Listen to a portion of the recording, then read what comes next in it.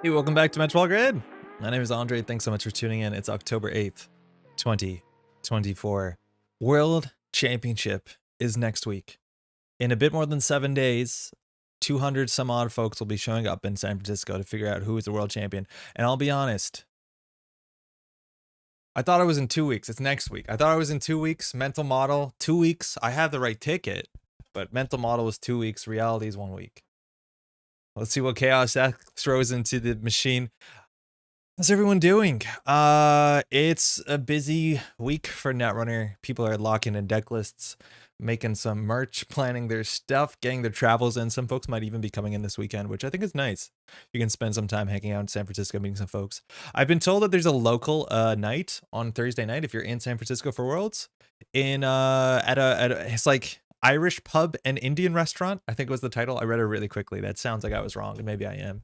But it is Thursday evening for the local scene. I think that was shared on the Discord channel, which is might be something we're gonna drop in on, which seems kind of fun. Just get some in-paper play before Crown of Servers on Friday. I don't know what my Crown of Servers decks are. I think I know what factions I should be playing, but we have a lot of work still to do. It's a week and a half. Lucas, you stoked? I'm pretty stoked. It's gonna be a lot of fun. These things kind of sneak up on you, and then you're there and you're surrounded by a lot of folks. Just send me what lists I should play. I think we are going to do a meta recap. Now, we're not going to be streaming next week on Thursday because next week on Thursday we'll be in San Francisco, so that's not going to happen. We have a stream this Thursday, probably. There might be some issues with that. We'll talk about that in a second. And then there's definitely going to be a stream next week on Tuesday. There is a small chance that we'll have a stream this Sunday. I think that would be quite nice to catch up because we lose next Thursday stream, and we might just like focus on some world stuff and like do a meta report and stuff like that. I think the meta report is really interesting, and it's gonna be tricky. I feel like there's a bunch of weird meta developments like 2 weeks, 1 week before Worlds that are actually like changing people's considerations on what to bring by Worlds significantly. We'll go over all that maybe today. Might need to give me a decade or two before I can compete at Worlds. Tom, how's it going? Firstly, I want to be very clear that, and I've said this so many times on the channel, maybe you might be hearing this for not the first time, the World Championship is not for competition. I think out of the 200 people that go to the Worlds, maybe like 60 of them are competing for the World Championship. The majority of them are just there to hang out, get some cool prize support, and like chill, like just have a Netrunner convention, Netrunner, con 2024. And I think it's really important that people understand that the Netrunner World Championship name is a bit like, it's technically not a misnomer, but it is the vibe in that room and the amount of people who show up as their first tournament, their second tournament, they're going out to the first big thing ever. Like the majority of people on Netrunner World Championship are not there to win the title. So if you think you need a decade before you can compete at Worlds, you could come out tomorrow as long as you know the rules of the game, really. How's everyone doing? Hey, Jai. Hey, friendo. What deck do I play? What decks do you play? I thought you would have sorted this out by now. I think there's a lot of good options. I think people are like not locked in. And I think that has something to say about what the meta looks like right now. Like it is really open. I do think there's a chance that an off meta deck can come in and really disrupt some of the known quantities. I do think we have some pretty strong known quantities. Shout out to Rotom, who just won one of the regionals in the UK this weekend. I think went nearly undefeated, if not entirely undefeated. Just playing, I think, Lat PD. Just not losing a game. I don't think Rotom has played Lat or Shaper alone at an event for like maybe 3-4 years, and he doesn't know what he's doing exactly. And then he's just like, yeah, it turned out it was really good. I kind of like this a lot. So those are some of the known quantities, that's for sure. And PD is just doing good. But again, I do think there's a lot of really wild stuff. Shout out to like, these are Council's decks. And not only is this a really neat Atea, which we'll probably tackle on Thursday, specifically Atea kind of really wants Surveyor. Surveyor's really good in Atea, but unfortunately when Atea came out, we had a lot of Arasana going around. And if you're not familiar, Arasana played Hush, and hushing a Surveyor is really, really bad. So this was not a strategy that you could really tackle that soon on when Atea was like getting the most testing in. And modernly Surveyor seems pretty okay. Seems kind of reasonable, especially in a deck like this where you want to make multiple tall remote servers with Atea. That seems kind of cool. Otherwise, it's just kind of Atea with a weird agenda suite. Pretty sick. Did well. Quite well. There's another deck we're going to play that Council posted. That's what we're going to be doing. Axie wins Worlds. It's soon. I think it's next week. How you doing? Metro stream before class, Stab. Hopefully class is going well. World is where 200 odd people gather for a weekend of fun and then Sokka wins. I honestly don't know how stressed Sokka is, right? Like, going into the World Championship, if you won it twice already, winning it 3 times is kind of notable because 3 is a good number, let alone no one's ever done that. Like, I want to be very clear, I'm not saying this to diminish Sokka, because Sokka is great, but someone else has done what Sokka has done. There's technically 2 people that have won Worlds back-to-back, Sokka and Dan Dargenio. So if Sokka can win it 3 times in a row, that's dynasty. That is new ground that is being broken. So I wonder how much of it, like, obviously he's a competitor. Of course he is. And he wants to win. Of course he does. Or can he just be good and say like, I won twice. I'm fine. I don't know. Corpse, I have no idea what to play. Hey Sauce, how's it going? Andre, you doing comms at Worlds? Yes, I'm on a volunteer. I'm on the commentary team. I'm only going to be playing at COS. We solidified our team just last week. My team, I'm with Analyze Chris. I was also meant to originally, I think we were meant to have Jeff on it, but Jeff can't game. And I don't feel like this is a compromise, but we got Rohit on the team now. So I'm feeling pretty good. I don't know if we know what we're playing or what IDs or factions. I'm generally the most flexible on the COS team because I don't have to do any testing for Worlds. So it's not like, oh, I really want to tune this lat deck that I'm going to bring to COS. So I'll just play whatever people want me to play, which is totally fine. Did Dan win back-to-back? Shadow Dancer. Yeah, Dan won 2014, 2015. He won on, I want to say, Andromeda Replicating Perfection. And the next year it was Valencia, Blackmail, DLR, and probably HB ETF. Yeah. He went back-to-back. Hey, Game of George, how's it going? Clearly, I'm not watching streams enough that I've never noticed the cat tree before. It's only been there for, oh no, it's actually been there for a while. Unfortunately, our little cat doesn't use it often in the summer because there's an air conditioner right off screen. And so it kind of gets buffeted a bit too much for someone with whiskers. So she's pretty off on it. She did sleep on it this morning, but she doesn't sit on it unless it becomes the winter, which luckily in Canada, that's most of it. Is there a place I can offer my services for COS comms? I'm probably not playing on Friday. Jai, you can reach out. Reach out to Jeff, to Yasengrin. He has a big role in that sort of stuff, but there's also people who are doing more of the production side of stuff, like the not like the tech stuff too, but the public stuff. I'm not sure if they're locked in. I know a lot of folks, like a lot of the volunteers, they say like play COS if you can play COS on the basis that like if you're working the rest of the weekend, we want you to have a fun day. So I know like some of the other folks like on the OP team are playing COS because they have to work the whole weekend. Jeff is not the case because he's the head of it. He thinks that would be inappropriate to our chagrin. But they might need more casters. I'm not sure. I'm definitely not commentating on Friday. That'd be cool. I went to Worlds in 2019 to help with the streaming, but at the time I knew nothing about the game. Oh, no way. In 2019 in Worlds. Which Worlds was 2019? Was that in Europe? Wait, was there a Worlds in 2019, Tom? I guess it was. That must have been the one in, where was it? In Belgium? In Rotterdam. Yeah, that was the first Null Signal Games Worlds. And then 2020, 2021 was online. 2022 was Toronto. Yeah, that makes sense. It was around just before COVID. Yeah, that makes sense. That tracks. I'm not very good at that sort of date stuff, but yeah, that was the first NSG Worlds. I honestly know very little about it because I didn't go. It was pretty far away. NSG was, I guess, well proven enough at that time. Obviously, they're bigger now, and they probably have more people behind them and involved in them. But I don't think I've heard anything bad about Rotterdam. Rotterdam seemed super nice. Let's see who gets thrown out of the venue by NSG this year. Jesus, Rosenheim. Nobody will be, hopefully. Hopefully you're doing well. I really don't think so. There have been a couple ejections at Worlds. There was one last year. I don't really want to talk about it. It's definitely a complicated situation to some extent. I think it's happened before at Magnum Opus Worlds. A person did get ejected. It was pretty late on in the tournament, but they got ejected. They got made fun of a fair bit for it, though. They did something stupid. They shouldn't have done it. Like, it was not good. But yeah, last year was a bit more weird. Hey, Tom, how's it going? How's it going, everyone? I'm doing well. I'm doing well. Really excited. Okay, so we have a lot of stuff to do. There's a deck list I want to dive into, which is really interesting. We have a bit of an exclusive scoop, not on this channel exactly, but Netrunner Games has given out, there was an embargo. So Netrunner Games community team has been pretty great. It's a recent kind of thing that they're doing, where they start sending folks things to content creators to be like, hey, this is something that you should know about. This is the embargo date. Do what you will with it, but like, here's the, 2409 ban list. And actually, just this morning, the embargo lifted to show the full res art scans of the World Championship pricing. So I want to be clear, there's no cards that we haven't seen, but we get to see them in like beautiful crisp visions where you can actually tell everything that's going on. Because originally we saw them on the article that was posted and like you can't tell what's going on. They're tiny, they're very low resolution. So we're going to be able to blow these up. Do you want to do that now, or do you want to do that in a bit? Maybe. Excited for Worlds Bear? Me too. So not like massive scoops, I want to be clear, but they're really, really nice. And I think looking at them is kind of hype. That's real sick. Hey Con, how's it going? 4K HDR stream. Yeah, let's just do it. Let's just go through this because I have these all made up. Shout out to NSG team for sending these out. I want to say they weren't in PNGs. I had to cut them out. It's fine. Not a big deal. So just to look at some of the price support, if you're considering going to Worlds, you have about a week and a half to sort it out, and I'd highly recommend it if you haven't done it. It's always going to be great. So the pricing, understanding how the pricing works and how intentional drawing works is going to be a bit harder at Worlds because it's single-sided Swiss. Back in the days where there was prize support. So prize support works like this, right?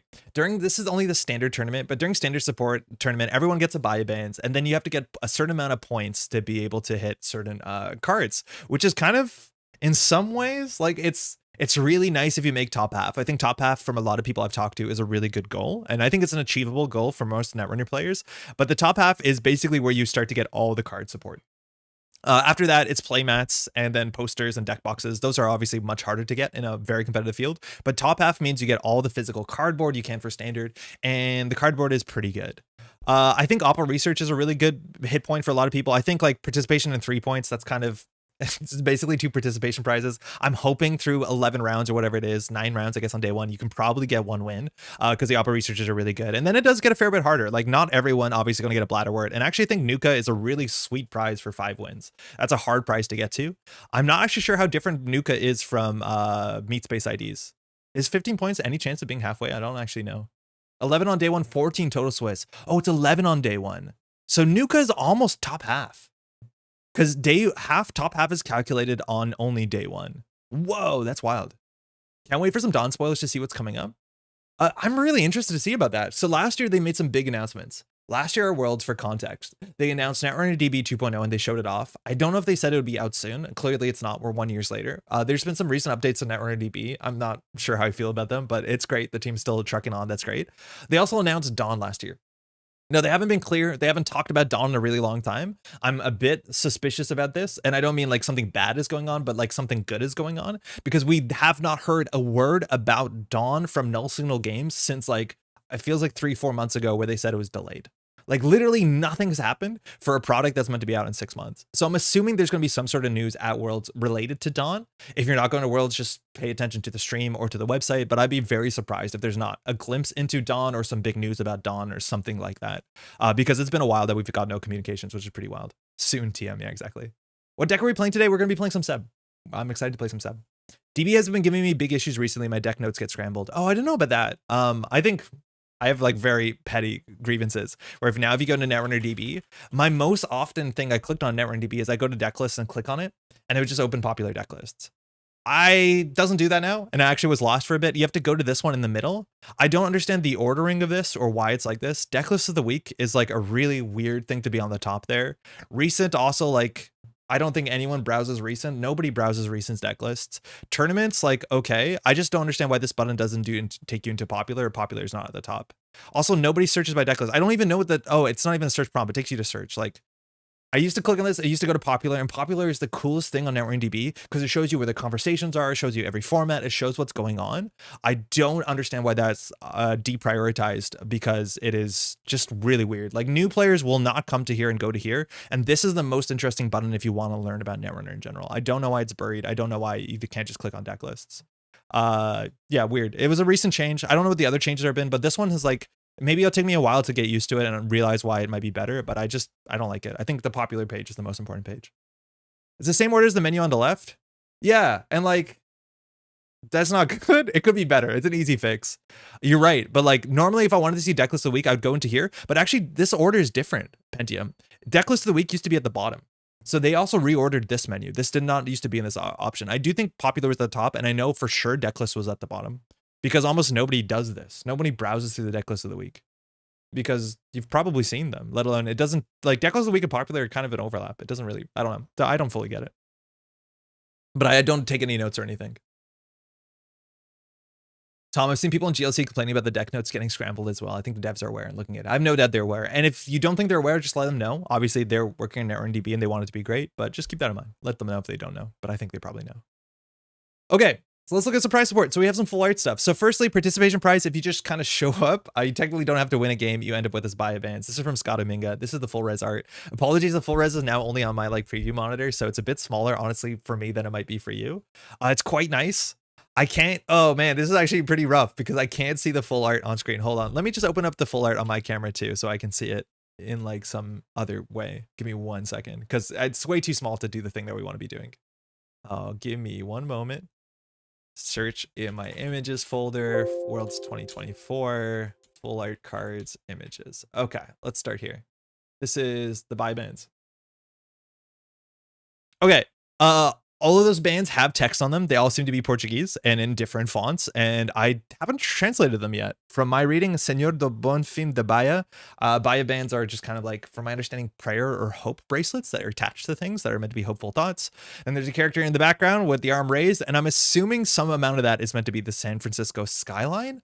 One card generally every World Championship relates to the host city. I don't think it's exactly this one. I think the next card is, in a very notable way. But this one's really colorful. It's really nice. I'm gonna drop from day 2 to do side events. Those bands look to be doozy. Paint all of them. Side events are lit AF. Hey, I'm gonna drop from day 2 to do side events.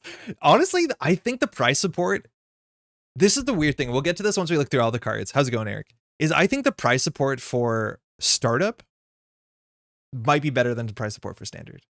And I mean, as in, it might be more accessible. And I think some of the alt arts for startup are actually, might be from the community, more desirable than the alt arts from standard. And I don't mean this with any disrespect. This is a great Scotty Minga buy bands. Like all the startup cards are like bangers that everybody wants extra copies. Yeah. Prefer the deck list button taking me to popular. Oh yeah. Confused about that too. Yeah. That got me as well. The person with the banana looks so similar to the art from the charity tournament summer 2020. I don't think I know who that is. From my Spanish, it says something. Mr. Buy events. I think it's in Portuguese, but it should be kind of similar. Senor do Bom Fim de Bahia. These are really nice. Everyone will be getting this. It's a full play set. This is a splashable enough card that you're happy to have, and that's a great start. Everyone will have that. Now the next card up is notable because this, I'm pretty sure, is the local host city event card, and that is this Opera Research. Opera Research was a card that definitely needed an alt art. It is a card that I think structurally people had some issues with because the card art can be similar to some other NBN cards, and it is a card that is so bold and so big. It's kind of surprising to this day that we haven't had an alt art, and we have a great alt art here. I don't know. I like the corp IDs. Eric, I really like the corp IDs. The problem is half the field is not going to get the corp IDs, like by design. But I think the corp IDs are probably going to be one of the most sought after alt arts. I think they're really, really great. And the fact that you get all of them is sick. This Opera Research, you see a whole bunch of San Francisco stuff. Firstly, you see Mercury. They're running away from some sort of explosion. On the left, you have the Golden Gate Bridge. And in the middle, exploding from only existing originally in Tony Hawk Pro Skater 3. That, I believe, is Alcatraz Island, which is sick. Also, the Beale style art. Yeah, you get the Beale type haircut and the Beale style arms out. This one's really fantastic. Shout out to Martin de Diego Sadaba. I really like this. The colors are bold. I don't think it's going to be mistaken for other cards, which is technically an Oppo problem. And people, you're going to see this splash. It's just a fun card. Let me lord my alts over people in peace, Andre. Tony Hawk Pro Skater 4? Oh, Ken, you're right. It's 4. It's not 3. You're right. It's totally 4. 3 does not have that. What isn't 3? 3 has like the second stage is Canada. Yeah. 4 second stage is Alcatraz. I played a lot of Tony Hawk Pro Skater. I'm super embarrassed I didn't even get that correct. But yeah, that's really sick. This is the local one. There's probably, I don't know if there's more detailing in it. None of that text is real text. It's just kind of dots, but nice to see a bit of the city. That character might actually be a character we've seen on other cards before, but it's great to see Mercury. It's great to see a bit of San Francisco, as scary as those explosions are. And this is only one win to get this, which I think is incredibly doable. From that point forward, it might get a bit harder. 3 wins in 11 games, I think, is still on the cusp of doable, and that gets you a nice cash hand. This is Bladderweight. This, if I'm not mistaken, is our friend Keiko getting a bit hooked into these painful plants. Shout out to Jinteki, always making hardy and harmful plants. I've actually seen a lot of times they will draw like a bunch of different variants of the card, different poses, and then, you know, one of them's chosen. And I think I've seen some of the other poses from them, and I'm pretty sure some of the comments were like, this is too dark, this is too scary, please. The dragon looks like too much in hurt. So this was at some point the happy medium of being not too frightening, which is great. Danger lurks below the waterline. Bladderwort, still a relevant card. It's nice to see this. I think it's fantastic. I really like Cat's art style. And this is a card I think people are going to be more excited to put into more decks. Love me some plants. Really great good. Last Worlds, there was a Behold that looked like another card, and the write-up for it was epic. Diyogen, I think you're talking about like, I'm not sure if Behold, but the problems classically, how's it going, was I don't even know the name of the card anymore. Not Federal Fundraising, the other one. The one that says, look at the top 3. Sorry, name a type, reveal it, gain 2. I like new flavor text on alts. I really like new flavor text on alts. I'm a big fan of new flavor text on alts. I don't know if this is the first one that has new flavor text on it. I don't think the Oppo has flavor text. I don't think either of them do. There's a lot of text on them. And then the Baya Bands also has a lot of text. I don't expect it to have an alt art. No, sorry. Balance coverage, yeah. Balance coverage really looks too much like Oppo. And for that reason, I think a lot of people just play balance coverage. Okay, next jump up is 15 points. That is legitimately not that easy. I also think on 11 to round tournament, 15 points being 5 wins on top half is actually surprisingly similar. I don't know whether these numbers should shift around a bunch, but I think there's going to be a fair few people that get both of those. And there's going to be, I'm assuming, a minority of people that get Nuka but don't get the top half, which it is what it is. This is the Nuka. Man, this Nuka is great. I just love the colors on this. We get another look at Nuka too, wearing the same sort of patterning on her clothing. I'm not sure what that exactly is of a specific culture. I always thought it kind of looked like Icelandic or some sort of like Norse, you know, stitchwear. And then the character on the left, I don't know who that is. I'm kind of suspicious that that is Sundog, but it might not be. There's nothing to say that this is Sundog. The guy's face on the left is very memeable. I think that might be Sundog. And if we look really quickly at something like, sorry, I'll bring that back up, but give me 1 second. If we bring up something like End of Line, Sundog, who lies cold on the cold ground, is wearing a hat, but the same sort of kind of like, I would say vest jacket. It has arms, but like sort of fur-lined inside jacket and similar body type, I guess. Like, is this meant to be Sundog? I don't know. My face went 5 seconds before end of line hits. Let's just ship it as Sundog. I don't know. If Energy can say who this is modeled after, because adding a character to Nuka is like definitely a choice that was not made for no reason. Like having a card that has 1 character on it and then adding a second character when the card has a named character on it is something you don't do on accident. So I don't know exactly what this is narratively. The art, the color on this is so great. Shout out to Mateus Calza, like with the art in the background. This one is, I think people are gonna be very happy to pick this up. It's Dr. Nuka's husband. Could be, but like, I want Energy to say what it is. Dr. Tuka. Ship him. It's a certain person. Hey, Pat. How's it going? Hey, Gyro, by the way. Coat looks like Asmund's coat, but no mustache. It's, I would say it's definitely not Asmund, but I think a lot of folks from that region have a similar thing. It actually doesn't look, yeah, it kind of does look like Asmund's coat. You're right. But the person lying on the ground, Sundog, also's coat looks similar to that, which is like, you imagine what kind of northern parkers look like. Pre-mustache Asmund, this isn't good lore. He was so young. Now, if you hit the top half, you hit a huge bounty because suddenly you get all copies of the corp identities from the Borealis cycle. They're all illustrated by Dimmick and Emilio Rodriguez. Emilio Rodriguez is very well known for making the identities. Dimmick also does great art. I'm not sure if Dimmick has done all identities before. Probably the ones with people on it Dimmick has done. Checking. No, so Dimick has never done an ID, which is pretty fascinating. And these are meat space corp IDs. So very notably, the treatment we got in Liberation Cycle, a lot of times corporations are depicted as buildings and locations. And recently they were kind of more depicted on a personal level where you saw people scale. So people inside the Nuvum building, people on the factory line of Thunderbolt. And they're giving that same sort of treatment, the sort of personal treatment to 4 of the identities, all the corp identities in the last cycle, in Borealis, sorry, 2 cycles ago. And so these are what they look like. This is Thule, love it. You get a bit of that Rapture vibe with the underground water city, which is exactly what it's meant to do. As someone overlooks their giant glass window, you get to see some orcas and some sharks, which is sick. And you can see in the background that sort of sharp kind of spike, I'm imagining is the original Thule spike, the sort of like waved fin shark thing that's in the background here. I'll pull that back, but I'm imagining that structure is what we're looking in going forward. It's really quite good. This is sick. Again, alt-arts identities, alt-arts I think are really exciting because they start in play, stay in play, classic Flesh and Blood. And I think people are stoked to bring out an identity that they might not play a lot because they got a nice ID for it. Orca versus her Carl, who would win? Definitely her Carl. Much more strong. Much more muscles, very big, very strong. The card framing different of those of alt-art IDs? Oh, that's a good question. I think maybe. I don't think we've actually received that many alt-art identities. I think it's consistent from all those from Worlds. I think the framing looks even stranger because the top part is like, it's diegetic, like it's part of the art. That's the window. It kind of looks like a frame.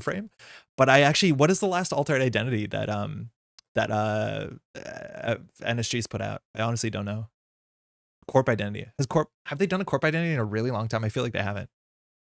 Next up, this one's very colorful. I don't know if this is Vientian Keeling. It might not be. But we get some really nice colors for Isowak, and we've seen some really great stories. Shout out to Shoeflower's stories about the folks. I do think that was Vientian, who is the main character in that story, about her work at Isowak, and we get some really colorful butterflies. You get that little DNA helix in a box. This is Dimick's art. Again, Dimick generally draws people at this sort of scale, so this makes a lot of sense. Really cool, really nice, really colorful. I don't think we've seen a corp identity this colorful. This is a really, really nice thing. I think Thule is named after the Swedish city now, which is pronounced more like Thule. I don't know, Gyro. I'm not 100% sure. I think on the pronunciation guide that went up on Forbias, it did say Thule. I think there's also like a brand of like gear, like biking stuff that exists called Thule. I think we pronounce this like Thule as much as it's not a US name, but there is a Borealis pronunciation guide. But I know it's a name that comes from, it's some sort of underworld or something from Legend. Borealis pronunciation guide, Null Signal Games. We'll see what they say. But I think I've been copying what I've been seeing here for a while. They say Thule. I don't know. Honestly, I don't know. I love it that Jiggy doesn't look like he's trying to kill me at all. I know, and yet sometimes it is. Sometimes it is a lot. This character is not named. This is not Vientian. She's a local researcher from the Isowak zone. Okay, cool. I think Keeling has a similar kind of hair tied up with the 2 braids, if I'm not mistaken. I don't know how to spell Vientian. Oh, no. She has a slightly different part, but a kind of similar symmetrical hairstyle to try. So different characters altogether, but that's really cool. Not named. I just like that this art is essentially a character, but this is a corp. Yeah, and I think that's kind of meant to be the point with these sort of like, you know, character focus, character level arts. That's meant to be like corporations are slightly more humanized. There's some trade-offs for sure. This being solely focused on one person is notably very strange compared to some of all the other corp identities we're going to see in this set of 4, let alone that we've ever seen. This notably, I think, is the only character ID for a corporation that focuses on one person and a lot of little butterflies. Next up, Prov. Oh, this one's so good. Firstly, shout out to Sundog. Definitely dead there. Sundog showing up, smiling happy, kind of looking like the guy we saw a couple of frames before. And it says backwards I can't read it. I think he's called the terrorist. Classic Sundog. Just rubbing it in that all the Canadian characters in Netrunner just get absolutely nuked immediately. Infamous, got it, terrorists, revealed to be corporate provocateur. And I'm assuming Sundog is dead here. I don't know if the image is above those 2 folks. There's a breaking NBN news logo at the top there, which is great. There's some charts and graphs. There's 2 people kind of like looking together in a side-by-side. I don't know if those are named folks. And then you see number 1 dad on the mug. I don't know what the number 1 dad is about. I was convinced number 1 dad shows up on something before. I think the closest we've seen to the number 1 dad joke is the bring your kid to work thing, which I don't think, does anyone have a number 1 dad on Post-Truth Dividend or on Crypto Crash? No, they're drinking like out of flutes. And then if we go to Crypto Crash, there's no mugs there, right? I'm not sure why that choice was made to humanize folks or not, or whether that some of these models were like modeled after people. Morning, friends. Hey, Alec. Doesn't Sunny have a #1 mom? She might, honestly, but I don't know where. Like maybe on office supplies she's holding it? No, I don't know where Sunny's mug would show up. I think people just call her #1 mom because it's kind of a thing. It's on a Sunny alt art. Oh, like the official one? It's on her alt art. Oh, very cool. Sunny LeBeau alt art. Netrunner.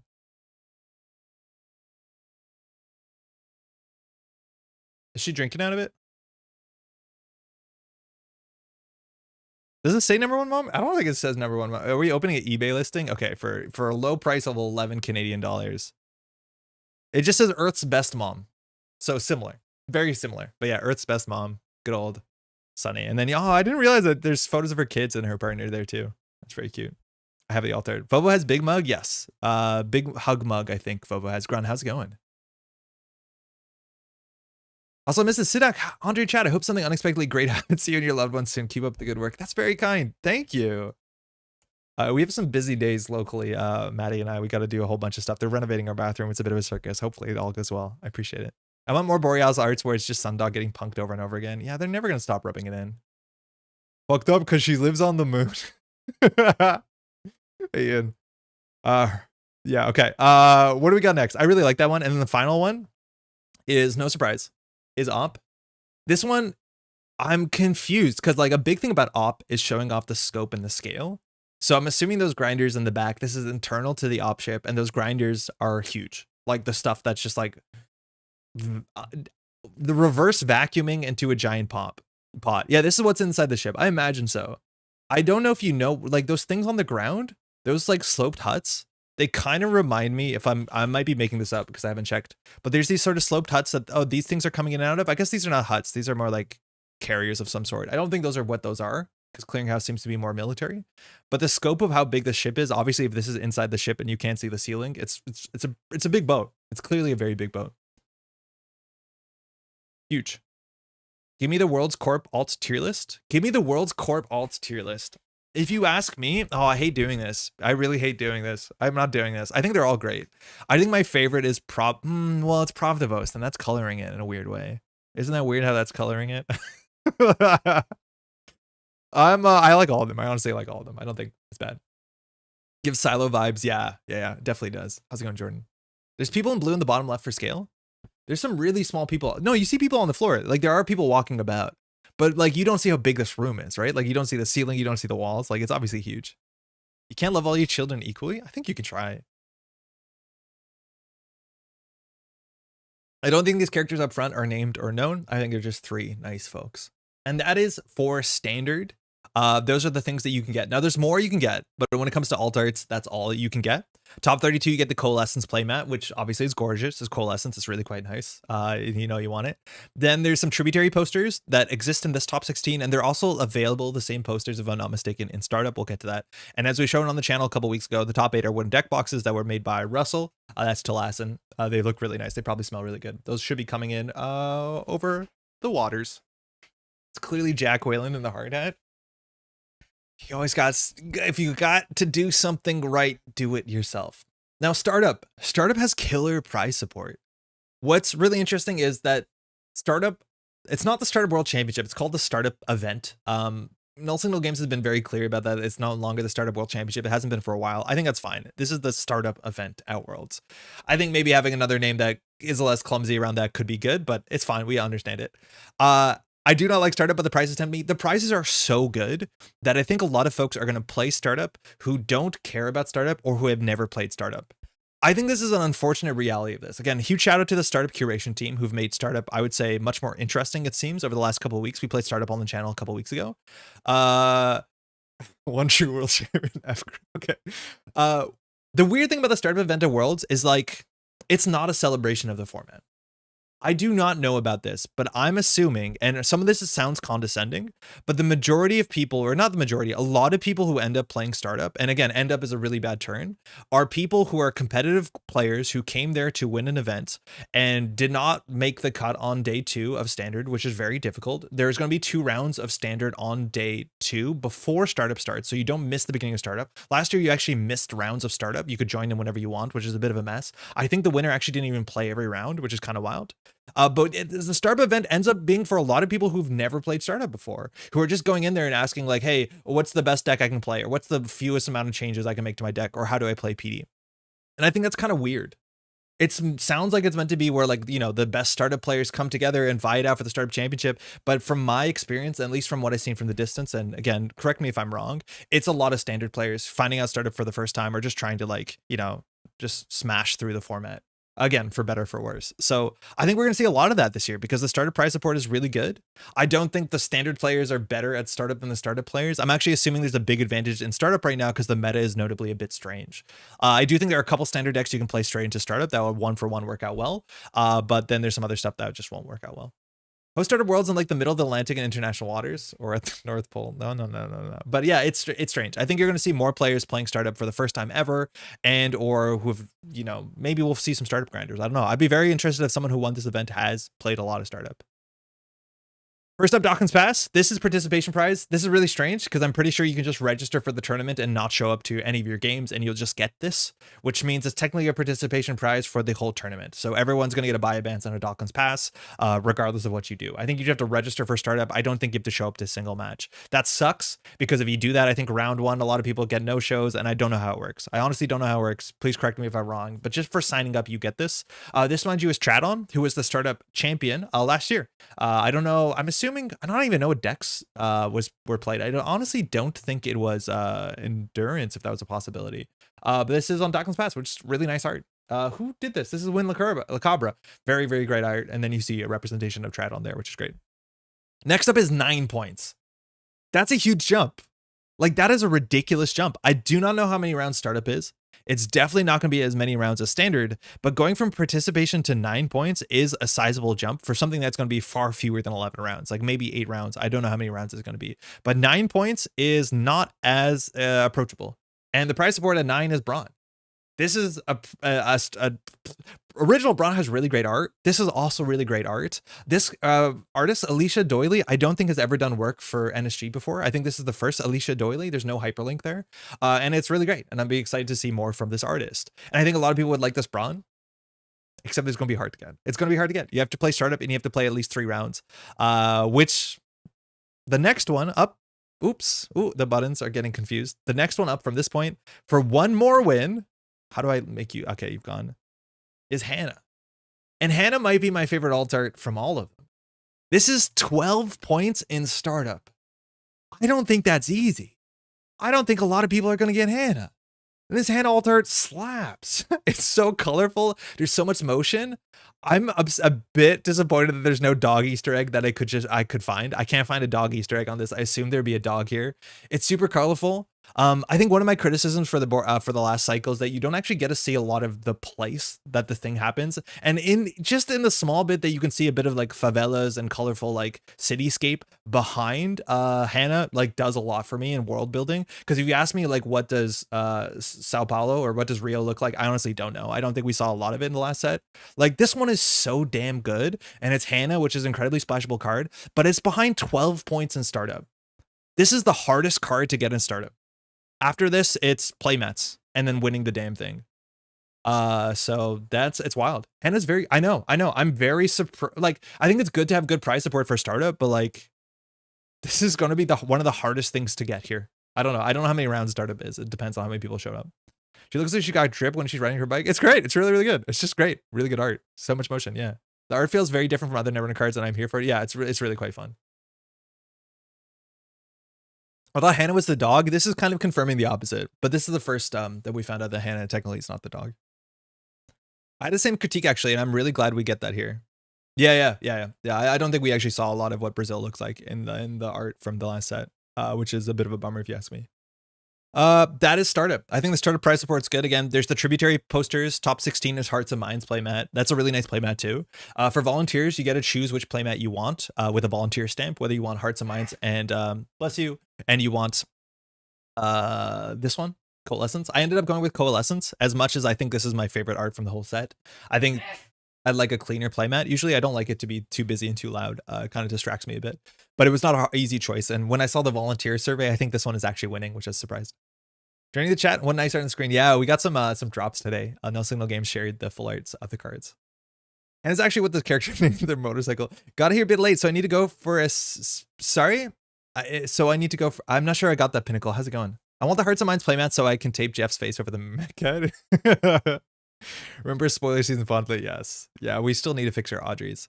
Now, there's a bit more price support. Firstly, for Crown of Servers, this is on Friday. This is the event I'm playing at. There are two things you get. Firstly, a participation prize. Everyone gets just for signing up virtual service agent. Virtual service agent originally has really great art, and I'm glad to see another Alexis. Alexis has been doing just banger Netrunner art, whether they're commissioned alt arts for events or for people, or whether it's official stuff. This one's just really, really fun. It captures that same kind of goofy energy of old pop-up window and even Alexis's system update pop-up window, which is fantastic.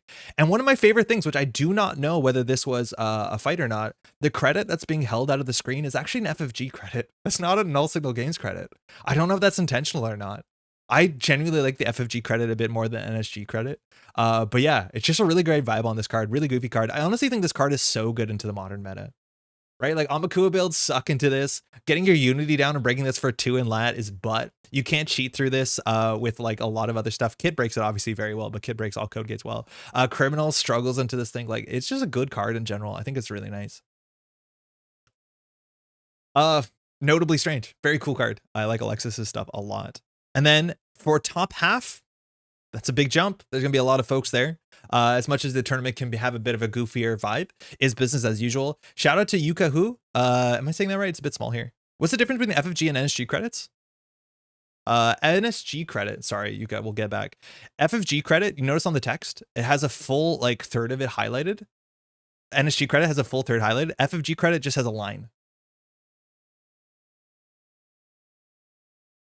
Like obviously NSG went out of the way to make their own symbols. They have to, of course, but this is the FFG credit. NSG covers in the whole quadrant there. Like these are, this technically is backwards, but these are orbits credits. I have these. And then underneath it are, I think these are Melons credits, but you see how they're different. And Alexis snuck on an FFG credit onto the altar. I think that's wild. So business as usual, very interesting too. Wild colors. This is notably in a different art style that we've ever seen on any Netrunner card. I know Nick is responsible for this, Oda Nuvo. Locally, Nick also worked with Yuka to make the depth dive playmat for the local testing group. You might have seen that if you've been watching some of the NPC Montreal. That playmat showed up a heck of a lot. Notably, I do not know that Nick knew that Yuka would be doing this art. Because Nick knows Yuka, and then Nick was assigned a brief, and an artist is like, whoa, that actually, I did not ask for this, but this is sick. I know Nick is a huge fan of Miami Vice, self-reported, and wanted to get something like this. I've been told that there were some struggles with this to make the framing fit, because originally the card panel here covered the money, and they had to like work with it a bit. There's always so much effort that goes behind the scenes that we don't know about. If you ever talk to someone from NSG, and you can kind of hear some of the troubles they ran into. But originally the card text was actually covering the cash, and they were like, that cannot do. This is also notably one of the very few cards in Netrunner that actually shows physical paper cash, as much as paper could mean any material, but this does not look like it's of era. It's very, very strange. Very, very cool. Vice City Hotline Miami vibes. Yes, very much so. Wild colors.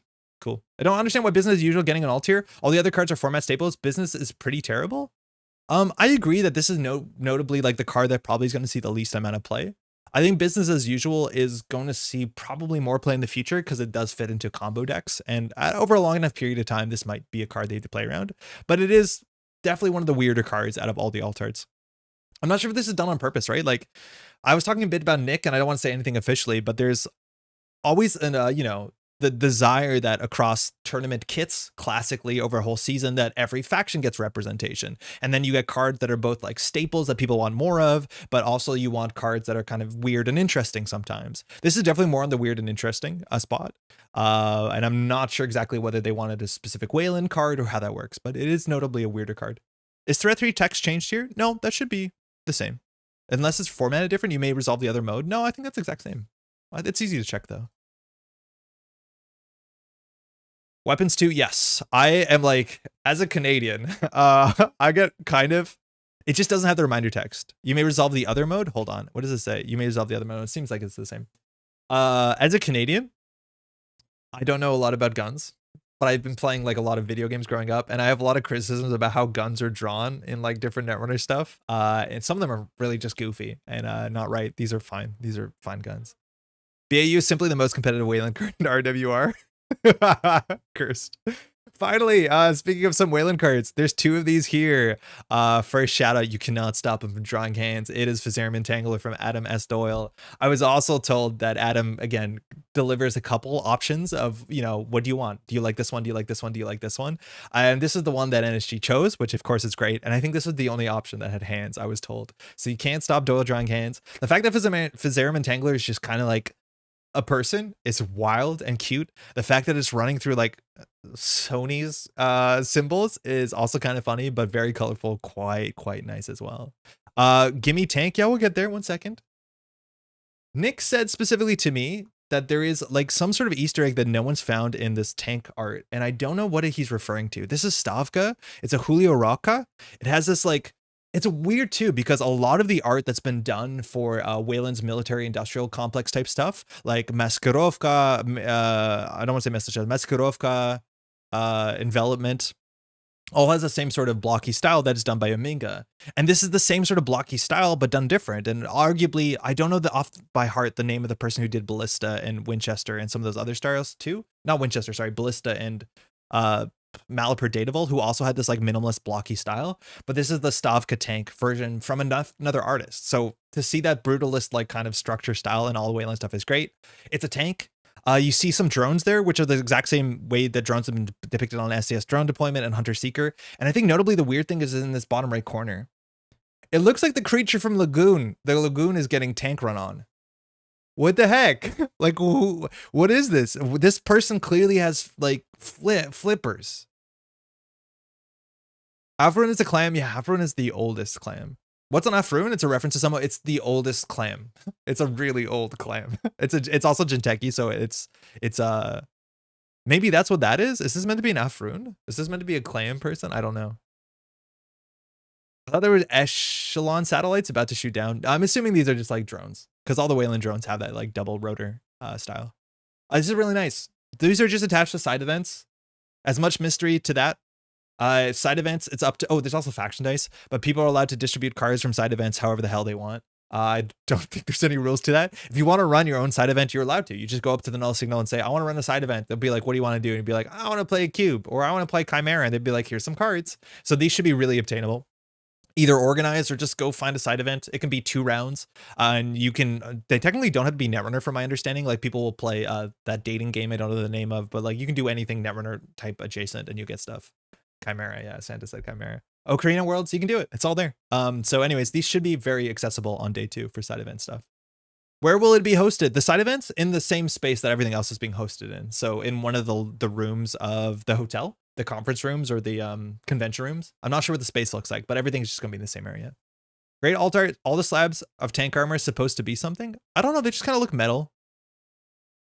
Now that you mentioned it, they kind of look like a bunch of riot shields. Oh, that's the wrong button. Taped together. Like they seem to have apertures at the top, but you could assume that a tank wants to see out a slight bit too. Also, like, let's talk about gun stuff, right? Like, it looks like that barrel rotates, but clearly it shouldn't, and it doesn't. The triangular tip is nonsense. Yeah. I wish I had the time and the money for Worlds next year. Age of the Clankomatics, how's it going? We're assuming next year it's going to be in Europe. I don't know if that helps you or not. But they generally try and move it across the hemispheres if they can. I'd be surprised if it ended up in APAC this soon. I think APAC getting in-person continentals and stuff next year is already a huge win. A shout out to the massive scene of players there, but I'm assuming it's going to go across the ocean again. Hopefully that's an energy weapon because rifling needs circular, right? Yeah, generally it does. I'm assuming tank rounds are rifled. I don't know. Finally, the last one is just for volunteers. So this is a harder thing to get for sure, but I'm always a huge sucker for the volunteer cards because they're really kind of nice and they're really touching. That's something that gets made just for folks, you know, get out and try. I think we recognize that this is actually the lobby of the hotel with the sculpture and the background. So this is a place where you can go and make that pose on next week at the event, which is really cute. And so it's a bunch of people making the Aquaceris Crew A. For those who don't know, Aquaceris means like hooligans, like the gang. And so it's a bunch of organizers wearing Netrunner shirts, which is really cute. A lot of times the organizer alt arts take place on our world. It's notably like strange. Sometimes like mutual favor. Back in the day, it's modern. It's not like in Netrunner times. This one's a bit more ambiguous. It does look pretty modern. Obviously it does. But having such a playable card, have an alt art that is going to be very hard to get is just kind of nice. That I can show up to events and be like, oh, that's me. Yeah, I volunteered a world. That's cool. Tank rounds are generally not rifled these days. Cool. I think that post was a DBZ reference. Oh, I don't know if it is. I'm not a Dragon Ball Z person, but I'm assuming they're trying to make the A. That makes sense to me. I like the volunteers alts a lot. Yeah, they're some of my favorite. I generally think mutual favor might be one of my favorite alt arts of all time. And also like, oh fuck, the last year's is really good too. Solidarity badge. Just the right amount of tongue in cheek. Yeah, exactly. Looks like Jinyu Force. I know that Oda Nuvo is a big Dragon Ball Z fan. So if it is Dragon Ball Z, that's like probably not unreasonable. He does Dragon Ball Z pretty hard. Is there a new Dragon Ball Z game coming out or something? I think he said like next week I'll be at the locals unless the Dragon Ball Z game comes out is pretty good. Love the badge last year. Yeah, the badge is sick. The badge is really good. That's all the alt arts. Shout out to Null Signal Games for sharing the high res alts. They probably should be up on Always Be Running attached to the event sooner than later, just so you can look at it and look at the details. This is an astounding amount of effort, right? In some ways it's wild because the amount of effort that goes into this, like if you're not going, I get it, feels bad for sure. I can understand that, but you need to give a good reason for people to go and have a lot of stuff to celebrate. Going to Worlds, like I think no matter what things are structured, you're going to be walking away with some really, really nice stuff. I honestly think some of the nicest stuff is really hard to get. That obviously there's some reason for that to push people to go. The more and more I run tournaments, if you ask me, I try to make things more raffle based. I want to have some like meritocracy prizes, if that's the right term for it. But then I just want to have random stuff, and you're going to be leaving with a lot of nice stuff for sure. So I wouldn't be too worried about it, but like, damn, Hannah, 12 points in startup. That's really hard. The startup stuff is so good. I honestly think it might be too good. It might be too good. But maybe you need people to play startup. I don't know how it works. Just found out this game was still alive. Had to say the community seems doing an amazing job with this. Maxime, they're doing such a great job. Welcome if you just found it. The World Championship is always so hype. So much effort goes into it. Again, I've just been talking to like Jeff and Nick, and they've been just killing it. Kind of putting everyone on hold due to some other trips and life events. Bad timing on my part. Sorry, Sock Monkey. There's always will be more stuff, of course. Also, a big thing too. Not inconsistently, some of the rare cards that show up at tournaments like Nationals or Worlds end up showing up in smaller quantities in later events. So for instance, Palangis was like a kind of, I don't know if it was a participation prize, but Palangis were part of the World 2022 alt art prize support package at Worlds in Toronto. And then they showed up recently in a circuit opener kit. So some of the stuff here, if you can't get it, you have a chance of finding it in some tournament kit in the future on smaller quantities. So it's still going to be a bit tricky. All the surprising is why I volunteered today. Get out, Joe. Oh, this year? Hell yeah. Yeah, I signed up to volunteer a long time before they showed the prize support, but if you're thinking of going, I think tickets are still available. If you're within the first 200 players to buy a ticket, you get this pin. I'm not sure if we've gone beyond that point, but if you're considering buy a ticket, it's in San Francisco. It's next week. How many people were at Last Worlds? Last Worlds was the biggest Null Signal Games Worlds of all time. It was actually technically the biggest. It was nearly the biggest Worlds of all time. Technically the biggest Worlds was in 2018 when they shut down the game. Fantasy Flight Games did, and it was like a 3-day event. It was a lot bigger. But it was 250 people last year. I'm expecting Worlds this year to probably be a bit smaller than that. I'd be surprised if it's bigger. I'd honestly even be a bit surprised if it was equal. I think Europe seems to be a lot more accessible for a lot more people who are willing to travel. But I'm assuming we'll have like 200 people. 254 last year. Thanks, Alec. Presumably Europe as well. Yes, next year should be Europe. It usually does that. 160 for Worlds, that's my guess. Yeah, I want to guess a bit bigger than that, but like it's going to be somewhere between there. It's going to be a massive event. It's going to be hype. We're going to be flying out next Thursday. There'll be no stream next Thursday. The problem with Netrunner players is they're really bad at buying tickets to shit. So there's going to be like 50 tickets sold, no doubt, at the last minute. You can technically buy tickets at the door. You shouldn't do that. Like if you ever organize an event, you really appreciate folks buying tickets early. Like, I don't know what's wrong with Netrunner players. They just don't buy tickets early. They just like, I'll buy it on the last minute. They're not going to sell out. It's like you're actively annoying organizers. It's better than not going though. No RL live stream from SF. No, I don't have a laptop or anything. I'm not really set up to do that. I will bring my little camera and film a bit. I'm going to be, I'm staying with the Neon Static folks, so I don't know if there's anything going on there exactly, but it's easy to like film with Eric and Nick. Should I be buying a ticket? Chai, come on. When did they announce SandFan? Maybe we'll know where next year will be soon. They usually announce it in January, if I'm not mistaken, droids. I don't know exactly when they did, but generally the conversations internally from NSG of where to plan the next Worlds happen as soon as Worlds finished, and then it's usually announced at the top of the year.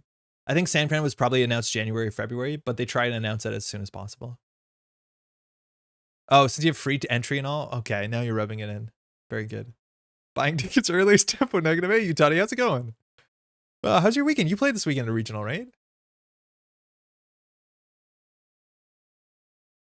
All right, everyone just saying they don't need to buy tickets because they want an event. Good for you. I don't have to buy a ticket either. Okay.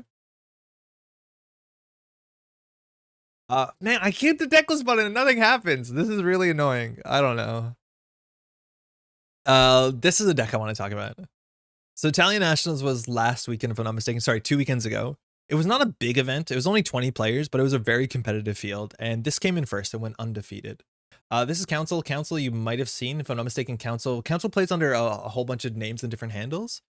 Council made top 6 last year at Worlds, if I'm not mistaken. And this is a Seb deck. And this is the best that Seb did. I came 8th. Yeah, I saw you in the top cut. Well done, eh? Seb has been a bit of a struggle, and I've been a bit frustrated trying to play Seb. It seems like a lot of the identities from the last cycle, last set, have kind of just flopped. And it's really great to see a Seb deck do competitively well, as much as Council here says, like, I wouldn't recommend picking this up in a week because it's a bit difficult. It's an interesting list, because when we last played Seb, there's a couple things that we were trying, a couple things that didn't work, and a couple frustrations that we ran into. We think Seb is really hard to make work because Seb's ability is okay, as much as a lot of times you spend your turn kind of doing nothing really. You need to have a lot of card draw, you need to have a lot of ways to remove tags, and then you need to still win the game. And this list is very weird because on one way, what's frustrating is that this list is a pile. It's 59 cards, and I don't know. I feel like that's probably not a good sign that things are going well, but it's 59 cards and it's not doing anything that different than I think all the other Seb attempts before. Now, what it is doing is it's actually playing some of the cards that have been largely dismissed, and I'm excited to try it, and putting them together in a wild package. So with 59 cards, I don't know how consistently you draw into your Amanuensis, but they're saying that this is very playable. Now, with Amanuensis, you need to be trashing cards. Well, to some extent, if you're playing Solidarity Badge, you want to be trashing cards. This is a separate option. We'll come back to that. But we're actually going to be floating tags. I don't know how I feel about floating tags. When this came out, floating tags felt really, really, really bad. Sure, they can trash your most powerful cards. If you have Aqua Ceres Crew on the table, they can trash it. I know Seb has text, but they can and should trash it. And maybe when you have 59 cards, you're not that worried that they trash your precious cards. But if your deck is relying on Banhar or Miss Bones, I don't understand how you float a tag. Tag punishment was also kind of relevant back in the day. Like self-growth program, market forces decks, those existed. As much as your NBN matchup can be a bit more volatile because you can face check and get tempo off the ice, you also have to remember if you get to Oppo research and you go heavily tag me, a lot of your cards actually don't work anymore because Seb's text and Privilege Access text only works if you're not tagged, so that can be frustrating. But the idea is that we're actually going to float tags and hopefully not lose to a Greasing the Palm. I think that's neat. I think you need a card like this to work in Seb because nobody could figure out what console worked in Seb. We've played Maw, we've played Patchwork, we've played Hermes. That was actually one of our best contenders. And all of them had issues that like having enough card draw into your deck were a problem. And ideally, if Amanuensis can work, we'll have enough card draw in our deck, which is pretty great because we don't have other card draw in the deck at all. I've spent my first couple influence in a lot of Seb decks playing like multiple copies of Dr. Nuka. We found out that it'd be too slow, even though the Nuka is a connection. We cut that and we ended up playing like we even ended up playing Diesels, and Diesels felt okay. But we have actually a bit less card draw here, and we just kind of have everything stacked together. Like, honestly, I don't know. I think the ratios are probably tested here. I think Council is very clear about putting in a lot of games to make this work, and you see a lot of the iterations and the versions. I think that's fascinating. I'm just frustrated that this doesn't seem to do anything that different than just a pile of Seb decks. And I mean this in all due respect. I believe this works. Now, what do we have here? We have one Amakua. I think we played Amakua before. It makes a lot of sense if we're on Aqua Ceres Crew and Ice Destruction. In terms of Ice Destruction, we have our Aqua Ceres Crews. Super, super important. I don't know how we consistently find these in 59 cards with like 1 card draw card and moshing, but okay, we can find it. And we only have 2 Devil Charms, which Crew Devil Charm is one of the easiest ways you can contest things. I think just trashing the scoring server is a strategy, and that should be pursued, and it's called out in the write-up against like PD decks. You just destroy everything. But that could maybe work, but we need to draw it sooner than later. We have Banhar, and I think from testing, I was worried that Banhar is going to be pretty rough in Seb because you don't have enough card draw to support it, and it's a connection that you want to protect. But we apparently have enough card draw in this, and obviously Banhar is really good. I think all the decks that the games we've stomped with Banhar have because we stomped with Seb is because we have a Banhar down, and then we have 3 Botulists, which does cheat some stuff. Another thing is Solidarity Badge. I think a lot of folks in chat, when we were building our decks, we could not make Solidarity Badge work because consistently getting Solidarity Badge fire every turn, it's very good for you. Clearing a tag draws you 2 cards with amanuensis instead of spending a click and 2 credits. Like, that's such a wild difference. But the thing is, like, we don't have that many ways to trash things. I think I haven't played a Seb deck that hasn't run at least 2 copies of Miss Bones, so it's great to know that still works. But then the idea is running 3 Imp. I think when I played Seb decks, I wanted to get my deck as consistent as possible down to 45 cards because I understand my best card is Crew, or if you're playing amanuensis, I imagine one of your best cards is amanuensis, but one of your best cards is Crew, and having that as consistent as possible was incredibly important. And then we ended up in a deck that ends up being like 55 cards, and we end up cutting the Imp package, which means we end up cutting the Solidarity package, and then everything falls apart slightly. I think it's very clear that Imp is actually one of the better parts of the deck, right? Because not only is Imp only really good in the meta right now, and we'll come back to that. I think a lot of people are trying Imp-based decks. A shout out to Necromancy, shout out to people just playing like Lou right now. I think a lot of people are trying Imp, and I think Imp is going to do something at Worlds. I think it's pretty good into parts of the field that you're expecting, whether it's a Mazmari, whether it's a PD. Imp is really good right now. And now with Imp, we actually have pressure. Because that was one of the problems that we classically ran into Seb, is that Seb didn't have a good reason to run and didn't have a good reason to interact. And Imp is a good reason. If you just get Imp down and run R&D, like, you're technically doing work and you're getting a Solidarity Badge, and that's what you need to make your text basically Hoshiko, which is like always been the floor with Seb. It's like, is this better than Hoshiko? And we've often struggled for that not to be the case. Why Amanuensis? Does it do something? 3x as well? Yeah, it draws cards. It seems okay unless you lose the game. Otherwise, it's all the things that you kind of expect. I'm so happy that 3 Privilege Access is in this deck because I think a lot of people said you shouldn't play 3. I think this is the most consistent way to make your text on Seb fire. This card is just an absolute crime. It is so good. I love this. The fact that you can even recur like a Hannah and just get like 6 clicks on a turn is buck wild to me. You do some really wild turns with Hannah, as much as we're only on 2 Hannah. And sometimes Hannah feels like a cantrip. We actually don't have that many ways to get tags. Like, this is the weird thing, is that it's meant to be a consistent combo deck, and there's just problems that I think are hard to solve sometimes. Like, we have 3 Hot Pursuit. I think I've played Hot Pursuit before. The problem with Hot Pursuit is it's sometimes hard. Like, I don't know if people respect this. They probably should. I think this is the most pressure you're expecting from a Seb on turn 1. But we actually don't have that many ways to get tags. We have Praxis, we have Hot Pursuit, we have Crew. Technically, getting a tag with Hannah makes sense. I don't know exactly how you're meant to play Friend of a Friend. I still don't understand. I don't think you're meant to take a tag with this. But we actually have limited ways to get tags. And I think that's always been a struggle with Seb. Is like, you need good ways to give tags on tempo, and you need good ways to remove tags on tempo. We have half of those in weird packages. We have a single Valentina, which if she comes down at some point, that's fine. She saves you a fair bit of money, and she actually gives you money with Solidarity Badge, makes it a Rozeki. A bit convoluted, but it works, and she's a connection.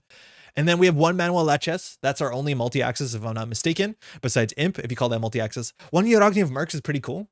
If you're playing against the sort of like end-of-the-line NEH decks, get this down, you're not going to die, period, unless they blanket. And that's the only problem, is like, I don't believe on this as like protection against the deck, because they can just blanket with Malia, and then you lose the game. That seems like a problem. But I'm assuming with Miss Bones, 3 Imp, and Hannah, and the ability to install things while taking tags, you're not too worried about that matchup. And then 1 Bachlan. Bachlan's a cool card. I think if Bachlan was 2 influence, we'd actually see it consistently in a couple other decks. It's really good with your Anam Kua, causes a D-res. It's really good against 1 strength stuff. I'm not sure that you want a Bachlan, what's it called? A Tattoo Bolo. A Board Control is a really good Bachlan, but Bachlan's very powerful. It's a shame that he is a way to get tags, but it fires once for 3 influence. Seems a bit expensive in a 59 card deck. And then everything else is kind of what you expect. Price, Strike from Steelskin. It's much easier to play Price. Lag is really good. It's much easier to play Price when you have 59 cards. I think to some extent we have no recursion besides DJ Fenris, which DJ for Steve is really good. I think I've really enjoyed that, and we have Praxis. So sorry, saying no recursion doesn't make any sense. Bachlan bad card. I like Bachlan. It's a deck. It's definitely a pile. And I have no doubt that Council plays really cool decks and plays them really well. So I'm excited to play this. I think Council's pretty clear that they don't expect you to do well with this deck. You have to play a fair bit of it. I'm upset about this. It's just like the same cards, but in a pile of it, and assuming that this does enough for the meta modernly, I don't know. It draws really poorly. Like, we don't even have hedge fund, or sorry, sure gamble. Like, there's actually not a lot of draws that give you credits immediately. Like, how do you play this hand? I honestly don't know. And that's why I think the 100 games into it might matter. The write-up is very clear. It's not about like how to put a pressure. It's like knowing what your opponent's going to do and shutting down their win condition, which for better or for worse is more often how I play runner. I often like to know exactly what the corporation's going to do, and I don't try and win. I just try to make them lose, which against a lot of matchups, that's the right thing to do modernly in the meta, unfortunately. But with no multi-axis, you're kind of stuck into that camp. So like this hand, do we keep it? It has an amanuensis. We don't really have a way to get a tag. Like I can't actually tell what's a good hand anymore. And that's always been the problem with Seb. From a distance, this doesn't even look like a good Seb deck. Like could you flip this for Hoshiko? From a distance, it does look like a better Hoshiko deck, but I know I'm wrong about that. So who knows? I honestly genuinely don't know. Like this is Solidarity Badge Imp. Would we rather play Lou with this opening hand? Yeah, probably. And at what point does Seb become the reason we play this? I honestly can't tell. I'm so fascinated and so excited to play this. I wonder how Seb with Maya would do in Throwback. Probably still bad, but maybe interesting. The problem is in Throwback, there's like 17 better Seb cards, right? Like you can play Obelisk, you can play Citadel Sanctuary, you can play Account Siphon, right? Like Alec, there's like, Seb is one of the most spoiled for Throwback, but unfortunately you can only pick one. It's really tempting to run a Julian Seb deck since you have so many resources, but you need something to use the extra click on. I think that's actually antithetical from my experience from Seb. Is that the more cards you have in a Seb deck that install to give you value later in some sort of incidental way is the exact opposite. It's kind of the same idea. It's like I stopped playing Nuka and started playing Diesel because I just needed a button that does something now. And Julie, unfortunately, is the opposite of a button now. I don't know the name, but shout out to the person who posted their kit deck that they brought to a recent UK tournament. And they were meant to play Debbie Downtown Moreira, but they accidentally slotted in the wrong sister and brought Julie. And then halfway through the tournament, they were like, why is Julie in this deck? It doesn't do anything. They're like, oh my God, I was meant to bring the other Moreira. And they just got the wrong card into the deck. That's very funny. What's this stream title about? Amanuensis is a scribe, technically. There's a bit of an accessibility tone to this, but classically, amanuensis means somebody who does scribe work for you. A scrivener is a scribe. That's where the title comes from. I'm excited to play this. Contrary to ID like Ken and Hoshiko, maybe Seb needs to trigger every other turn instead of every turn. But I don't think that's contrary, right? Like, I think Hoshiko flips in and out. The thing is, like, you want your ID to fire every turn if you can. And the question is, which ends up to be better? From a distance, this does not look like Seb is better than Hosh, but I'm obviously going to be wrong about that. And I'm excited to find out. The thing is, like, there's a chance that firing every other turn is what's going to happen and we have to be happy with it. But then it's up to us to say, like, what about if we put this in Lewin and fired every turn? Would it fire every turn? Could we cut out 19 cards? Yeah, honestly, maybe. I think Lou is looking interesting going into the worlds in a weird way. I think a lot of people are experimenting with weird Anarch trashy builds, and I think we're going to be surprised by some Anarch cards we're not expecting. I've heard some of the decks that people are brewing like behind the scenes, and there's some really wild stuff out there. But how's it going? Council's thoughts on the bigger deck sizes that two of the best cards in your deck are Banhar and Laga. If you run out of cards, they're turned off. Yeah, that is like the problem I also ran into, where like I didn't want to play Price. How's it going, Ba? I didn't want to play Price and Seb. I didn't actually want to play Banhar and Seb. I was also a bit nervous about playing, and we played like triple labor rates. I don't know if you want to play triple labor rates in a 59 card deck, but those were the issues that like, I'm frustrated by this, right? And it's more so because the structure of the way that I interact with Netrunner. Where like, because we stream and make content, I do not put in the 100 games with one identity. I get to play like maybe 15 games with Seb on stream. I get to learn something, and then I don't push it to the next level where I realize like, oh, the problem here is we're running out of cards. What if we just play 59? Like, I just never make it that far, which I don't know. It's frustrating. I wish I did. I wish I did have time to just push it further, but like playing the same deck over and over on a stream does not make good content. Apologies if I missed some chat. I don't know, Kate Burrows. Is there an R+ version of this Mario Kill deck lurking around? There could be, I imagine. I think there's a lot of folks trying out R+, speaking about R+, in weird ways as like capitalizing on expectations. Like, I think some of the NEH kill decks, people are playing out R+ and trading influence and card draw for just a bit more weird tempo stuff. So R+ is actually an interesting matchup. I'm pretty sure Council won their first game against R+, because anytime that we face check into the ice, we got to install something cheaply. But on the other hand, do we float Amanuensis if we think this is a deck that wants to tag us? Like, I honestly genuinely don't know. And this is where things get really ugly. We have a Banhar, we have a Solidarity Badge. Anytime we take a tag, it doesn't matter how the tag happens, or R+ gets a credit. So using a friend of a friend to clear tag To getting tag, bad. But to install it for 1 credit to clear tag, pretty good. Is this hand good? I genuinely don't know. I have no idea. I hope the price does something. Andre, you played my Mercury last week, and I wanted to let you know it was originally prompted by some comments you made about being afraid of good Mercury.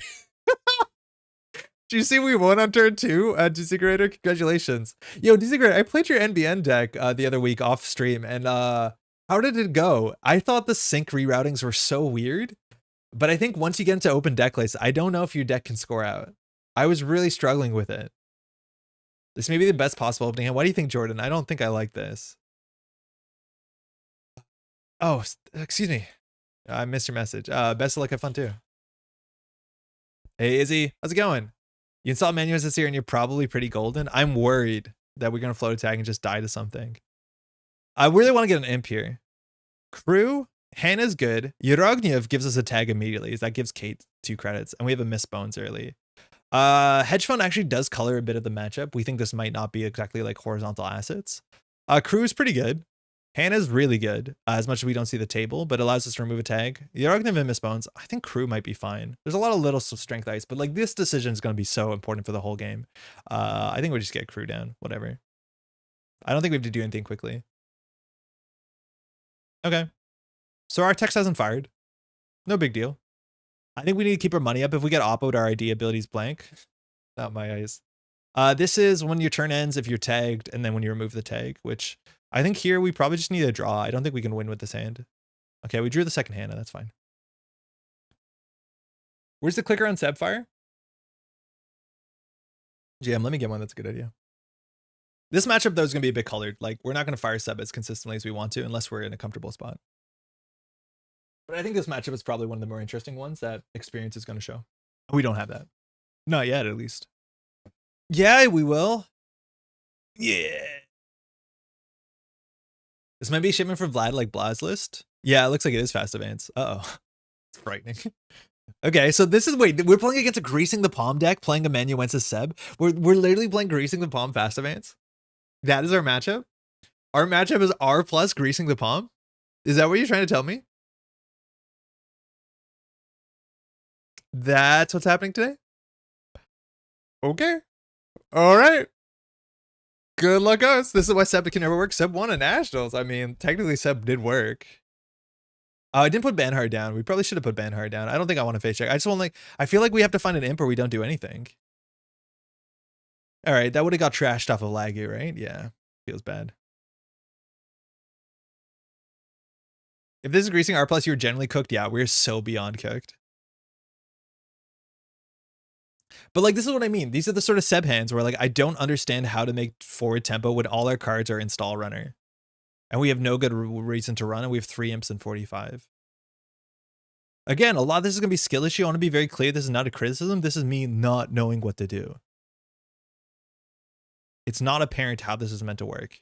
I think I should have drawn here because I can discard the Lagu, no problem. Yeah, that's our next play with Banhar. Okay, at least that's something. Grease doesn't fire Amanuensis. No, it doesn't, but it denies us our Amanuensis, and we're going to definitely float a tag, so our opponent can score out like anything. But Amanuensis only triggers when you clear the tag, and you have to clear the tag, not Greasing, which clears the tag for you or end of the line, right? So it denies us our Amanuensis and gives Kate fast advance. This is a weird hand. Yeah, tell me about it. We're at 0, but like, it's a weird matchup. Feels like manually drawing is wrong. Put the console down and let it cook. But it doesn't cook unless we take a tag. And we have to end our turn tagged. Like, Kate can't give us a tag on our turn. We didn't run. It's not going to do anything. Like, I don't even know. Like, here we Hot Pursuit HQ and hope. Well, we probably actually do install this first. Die to Endless Eula, I guess. Okay, ping. So we get a tag. So we're going to install the Friend of a Friend. We have no money. Winner. What a dink. What an absolute dink. Wait, hold on, sorry. I just need to run that back. I know, I'm gonna install the Hannah at least. I goofed the sub trigger.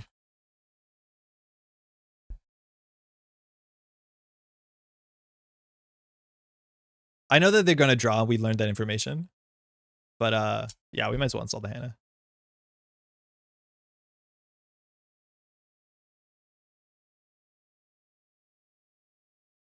Alright, we're gonna take a damage. Alright. Die to snare. I don't think we want 2 tags. That's Shivan for Vladisirbrisk.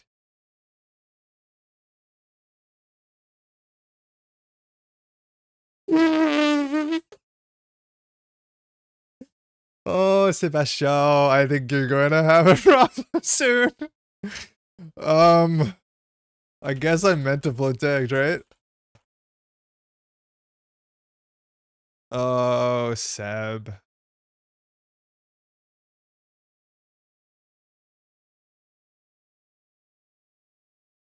Can die. I'm gonna do it. It's cool. Just draw. I'm just gonna like float it and see what happens. If Kate gets the planogram, that's great. That's great for Kate. Seb has text. Good thing with you won't have extra cards in hand after you play at Rashida for 1 click. Sometimes your opponent misses the fact that you have to buy the double modal version. I don't think Kate would do in this matchup. And ping is just annoying enough. Maybe we will crew it. I do think Kate needs to ice up archives because Praxis at some point is going to pop off.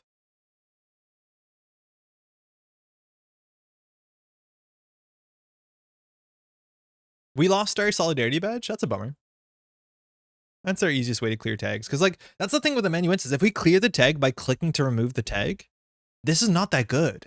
Like, you need to clear the tag in some sort of more efficient way. Because clicking to remove the tag is you spending a fair bit more effort. Oh, now we have to, like, crew one of these. You could have cleared a tag with Hannah and get extra click to draw. I don't think we need to. We wanted to clear the tag with Hannah with amanuensis. Otherwise, amanuensis doesn't do anything. Oh, yeah, this is full fast advance. Right? Like, we could probably clear the tag here with Hannah and it draws cards. It's just like there's no good way to clear tags in the format. Yeah, whatever. I don't think they're going to make a remote server. Okay, Steel Skin. Hopefully we smash into an ice. DJ Fenris to get Steve would be okay for HQ pressure. I don't know if there's anything else we want in this matchup. I don't think we want Los. I don't think we want Nusha. We have 5 clicks. That's a lot. Botchless. That's a good thing to put on the ping, and then we can just go HQ. Ideally, we don't Bachlan pings. Ideally, we actually do end up DJ Fenrising for Steve and just slam HQ over and over again. I don't know if Kate can fast advance from here. This deck is on like the big one, Commandment. No, you're doing great.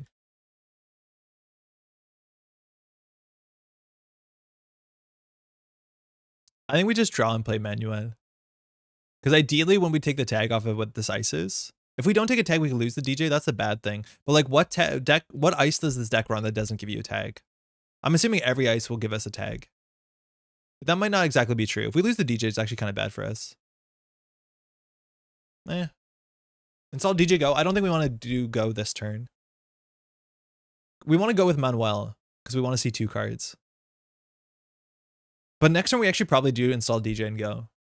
Yeah, I think losing DJ to damage would be just way too bad for us. Oh, they wanted a good planogram. They can only get an okay planogram.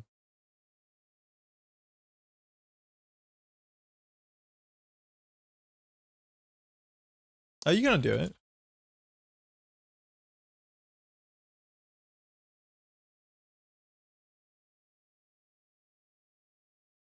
So this is bad on a couple angles.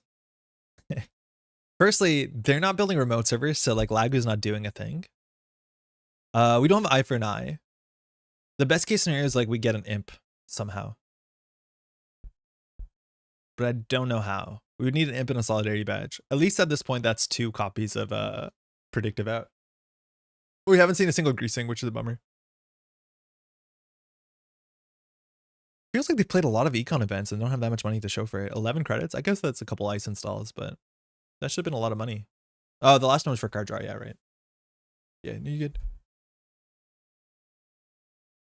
Tomorrow came for me 101 minutes ago. That's true. What's Wednesday like, Jai? Hey Tron, man, Omanzuensis is so sad. I've been playing a little Seb and Anacom is just so free by comparison. I am so jazzed by Anacom Anarch. It feels so effing good on Lagu, on Steelskin, on Banhar, on playing the damn event. It is so fun. Shout out to, I think that's something I tried in startup is like playing Lilypad Anarch, and I think Augustus just uploaded this sort of Lilypad Anarch deck too, and it's really sick. All right, that's good. We lost practice, but we got a strike fund.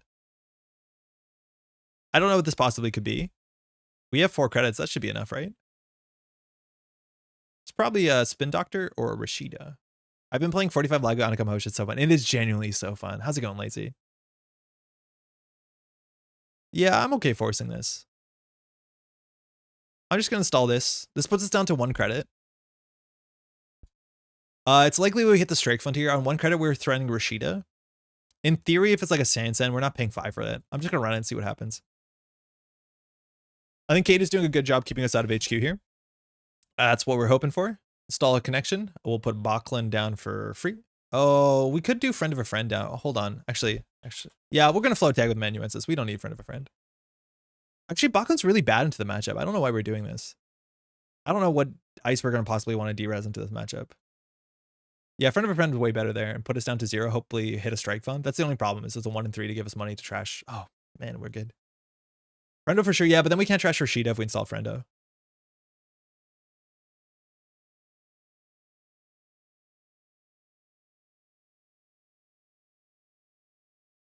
The fuck? Okay. Good for us. That's frightening. You need friend to clear the tag next turn? Yep. Ideally. But then if we ran then didn't trash that. Like clearly that's why Kate wants a card draw. Funhouse D-res is good. I don't think we mind. I think Kate will just not res the Funhouse if Kate thinks it's bad.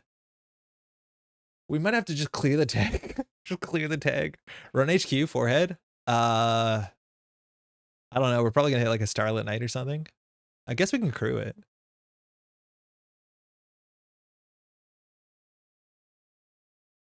I don't see how I meant to use these cards and beat PD.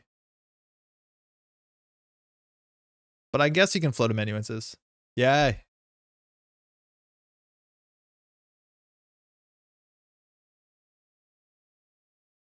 Moonpool actually much less scary as that means no greasing.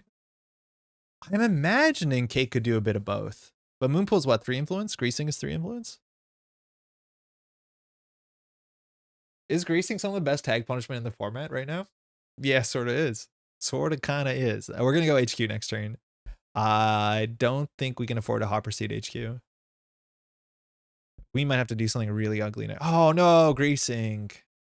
Oh, our manual. Why would we have to clear the tag? We get the tag cleared for us. Why would we have to worry about cleaning the tag with friend of a friend? What a waste of time. Like Kate just does it for us. Look at that. Gain 2.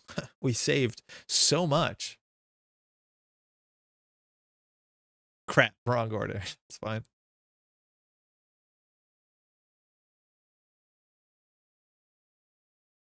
Sick.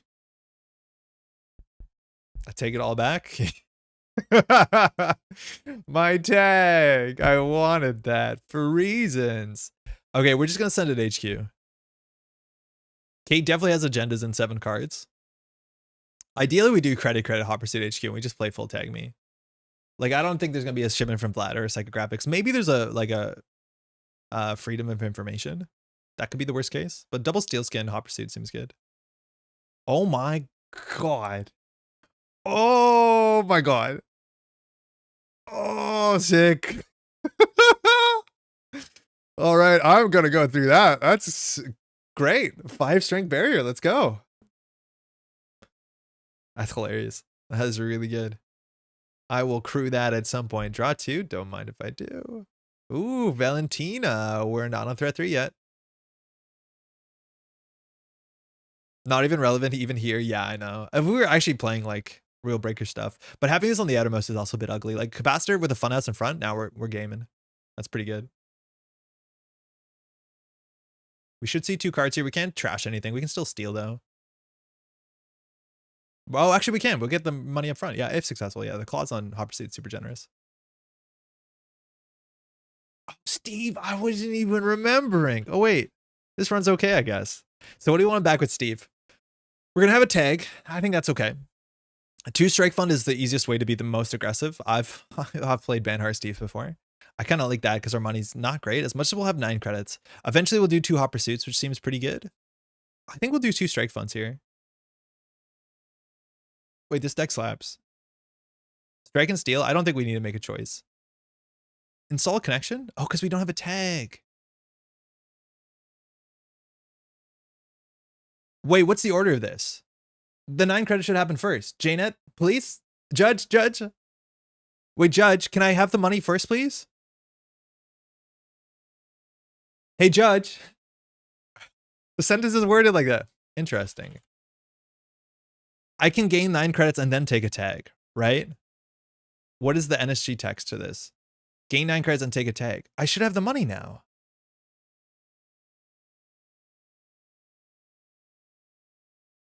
I'm going to choose to take the 9 credits first. It's not letting me. I'm just going to borrow some of the 9 for Seb's install. Yeah, I don't know why it's not doing that. That's interesting. It shouldn't even be a choice. Yeah, it shouldn't be a choice. The money should come first. So I'm going to borrow 1 credit so I can install, I'm assuming, a friend of a friend. Valentino, we really want to wait for threat.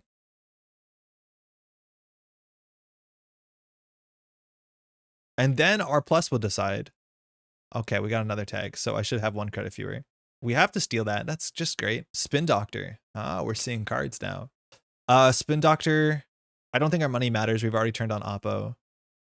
Yeah, our money doesn't matter. You get them at the same time, actually, since and makes simultaneous effects. So can I choose the order of and? Like, will I have the money? Crash it, then friendo down to 1 tag for, I think we do that. I'm definitely going to do this.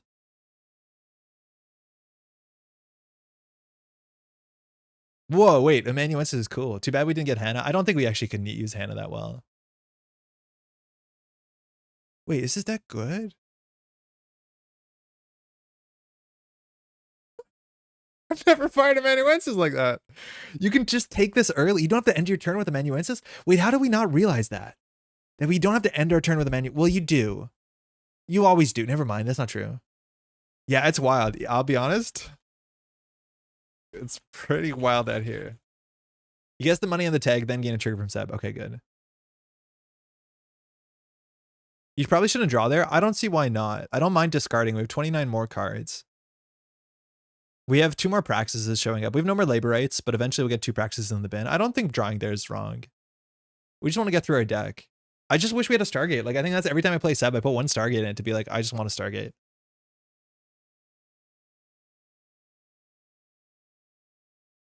I mean, Council was not wrong. This deck hacking cooks. At some point, it just does things. I haven't even counted how many Seb triggers. I think it's only 2, though. It might be 3. Imagine we were just playing Hosh. I kind of agree.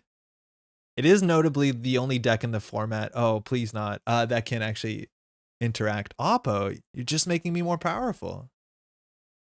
I've seen there's no free lunch after amanuensis fire. Boris, I think the problem with that is that no free lunch just seems like so little value for a single card that it is really tough in a Seb deck where your draw is like taxed out. Throwing out Valentina def seems incorrect. I don't think Valentina matters until threat, especially because we have 2 friend of our friends that will eventually practice this back if at all. Okay, now our ability is turned off. I feel like we can just clear some tags. Yeah, NFL is just too slow from my experience. We could put this on R&D actually. What's Kate going to do? I think the fact that Kate actually gives us Oppo means that they have the 2 tag fast advance. So we could put Benhar in R&D. We found 2 pings so far. VSA is a pain. Aquaceris crew will beat it. I want to put Benhar in R&D. Can I do that? Yeah, I do want to touch cards. I probably should just remove 3 tags to take our medicine. Right now, you would clear the tags for 3 credits. Yeah, after we installed her for 3 credits, though. Or for 2 credits. Like, it's, I hear you, but maybe. But friend of a friend is similar. Like, can we just install friend of a friend and move it? It's like kind of the same. I think it's tricky. I could see either way. Oh, I'm good. I think I'm good. No, I'm good. No, I'm good. Thank you. Like, floating text is really funny. It's genuinely very funny. Use Friendo. Installing Friendo and then clicking Friendo is actually kind of bad. It's 2 clicks. Hold on. If you install Friendo with the basic action and gain 5, remove a tag, how bad is it? I think part of me just wants to install Friendo for 1 credit clicklessly, which makes the trade so much better. Because it's not like Friendo's going to go anywhere. Yeah. So I'm not sure. My gut feeling is that using these just for the vanilla value is not very good. If that was the case, I'd rather install Valentina. And -1 tag, I know it's -1 tag, but ideally we want to get this down on a turn where we care about the interaction. Seb fires, we run HQ. Like, there's a lot more we can be doing with this. As opposed to like just making it be a 2-click for 4 credit econ card, which doesn't seem great. As opposed to -2 credit. No, I hear you. So we install this and then we click it. So we gain 2 and remove a tag, as opposed to spending a click and losing 2. So it's like a click for 3 credit over 2 clicks, just about. I think my math is slightly faulty there, but only slightly. How do we get through this? I don't think we can get through this server. Because Banhar gets eaten by this no matter what. I think we just send it R&D and assume that we're going to take a tag somewhere. Who cares about trashing resources when you have this many? Apparently Kate does not care. Okay, so we have to figure out a way to break capacitor. We have lost a leech so far. No, we did. I'm just gonna run R&D and force some reses. That probably should be good for us. And if we get a tag, we see 2 cards, which seems kind of nice. We found the last ping. We did it. Choose and install a connection, right? Like, this seems so much better. Please don't hit our hot pursuit. Kate's probably gonna draw here, right? Because we know Kate's on oh, game 2, sick. So the question is whether we go deeper. It can be kind of bad. It might just be capacitor, which Kate reses for 3. I think that's totally fine. If it is a Starlit Night, we can just destroy it. Oh, we lost our friend. I'm going to keep going here.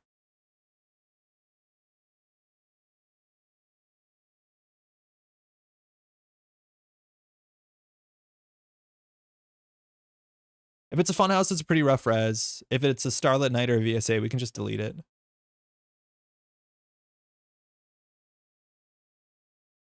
I don't know what's the worst. If it's a Sarievna, we can delete it. Kate clearly cares about money here. We're not on threat 3, so we don't have to really worry about goofy stuff with Sudden Commandment yet. Run archives for the Oracle hit? Yeah, eventually. Ooh, Messney. We can't deal with that. That stinks. So the most we can do is... that's a good res. Kate doesn't have money. And we're going to bounce back with friend of a friend draw. God, that's so sick. God, Emmanuel, this is so cool. It just feels good. It just feels good, y'all.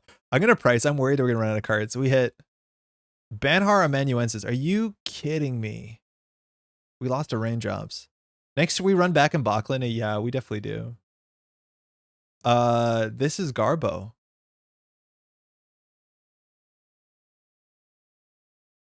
Yeah, cool card, huh? I mean, I guess we install an imp. We need to find a botchless here. Okay, that's good too.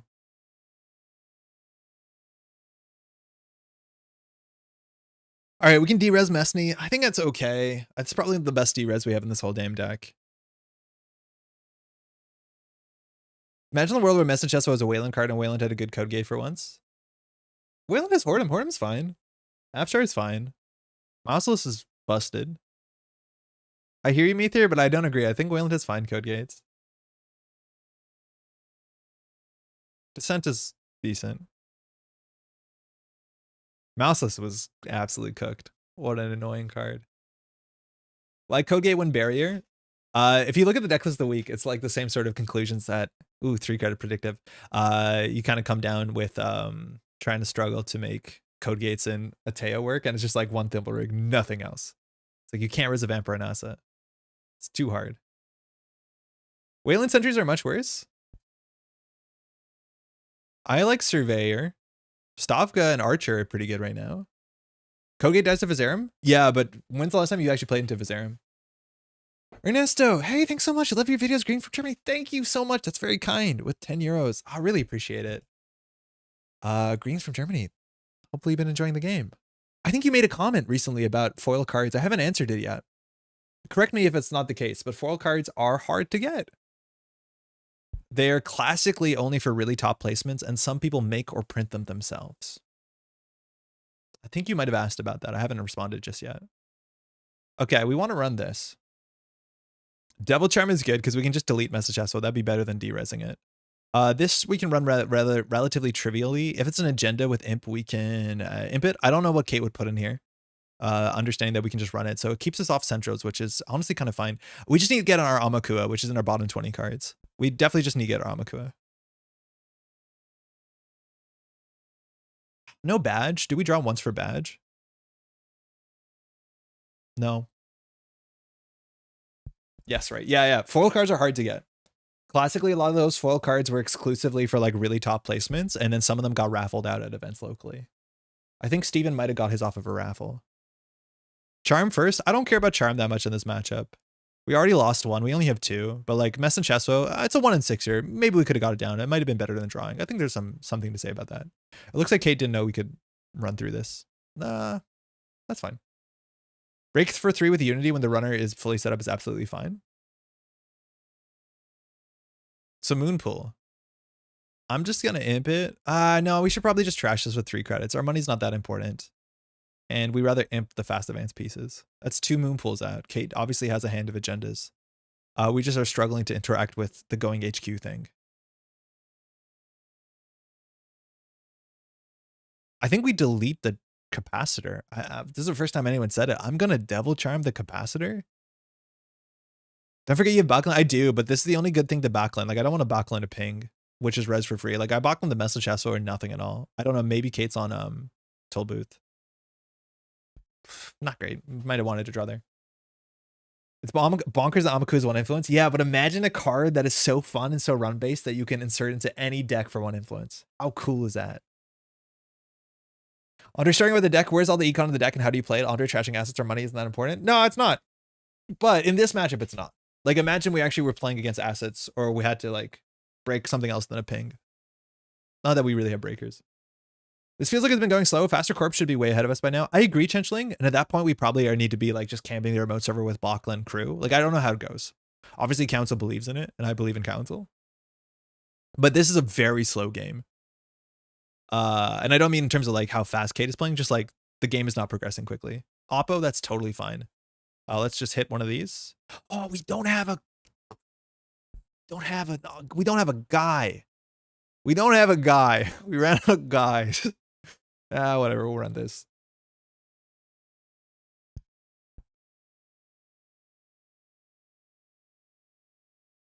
I don't care about these cards. The fact that we just can't run every server we want to is frustrating. And we've only seen 1 crew. And I honestly think that's the thing I don't get is like crew's the best card in every Seb deck.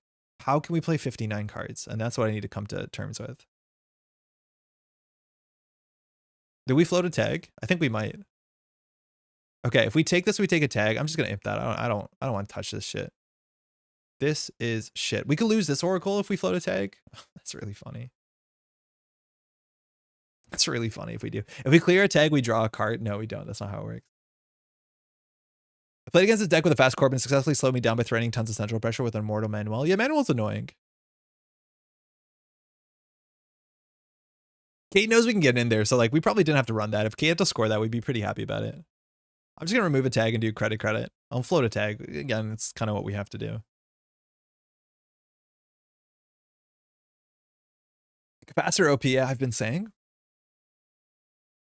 I think Rotom put an Eli in the list that he won one of the regionals this weekend. His comment was like, Eli's actually pretty good right now. And I think he might be onto something. Like, it's annoying with Cleaver, with all the Shaper Breaker suites. Criminal, it's ass. You break Eli for 5 with Kurapira, like that's incredible. Cleaver with Turbine is the only downside, and obviously like there's a lot of downsides that come with that. But a Cleaver on its own, breaking 3 for 3 is kind of fine for a barrier.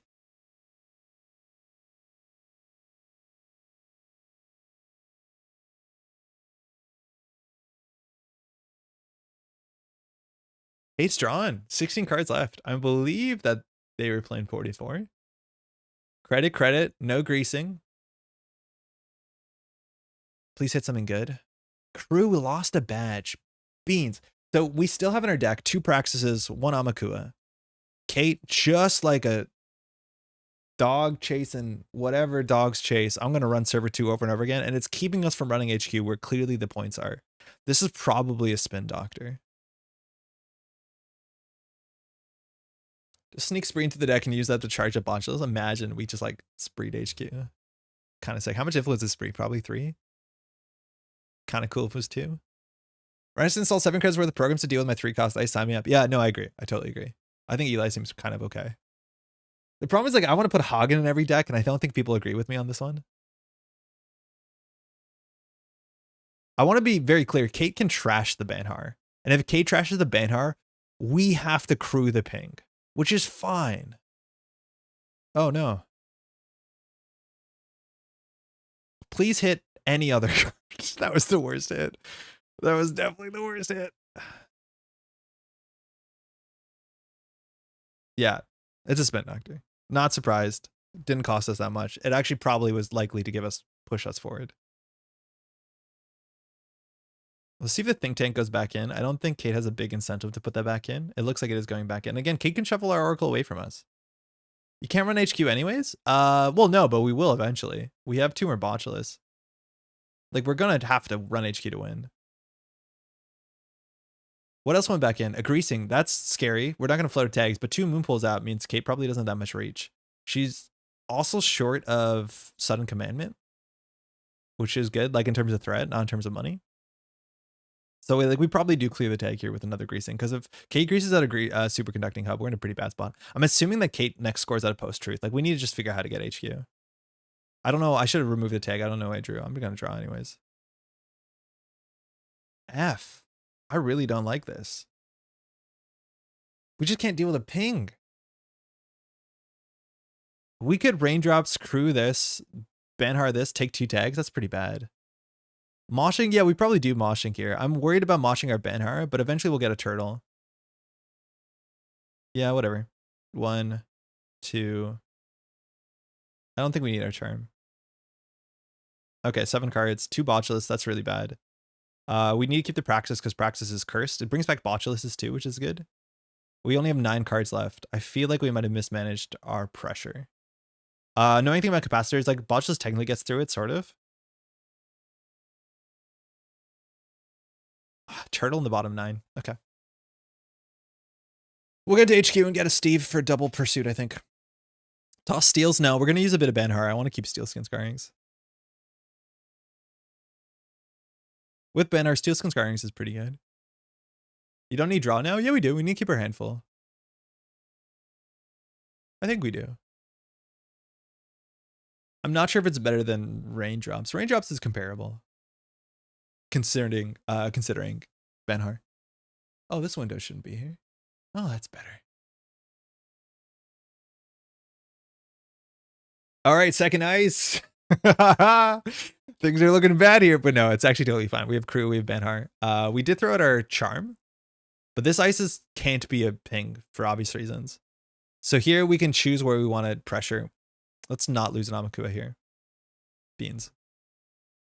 Turn 12, it's 2-1. Yeah, I think Kate could have made a play sooner. Okay, on 4 credits, I don't think Kate has the money to cash this check. I'll put this on server 2. On 4 credits, Kate needs to beat a crew and a Banhar. That seems hard. Now, if we practice, we fire our ability. Kate fires their ability too. We're not on threat 3, which we want to wait as much as we can before we play the praxis. So I think we just run this, right? Like if it's a capacitor, Kate runs out of money, we de-res it and we get through here. Oh, actually, no, we have to do this, right? You almost want Namaku in the bin so you can practice it back. I think I'd rather practice back a Botulus or an Imp. Like I think Imp is a really cool way to refill it. I don't mind installing an Amakua. Oh, rats. I wonder if this is a headline or something good.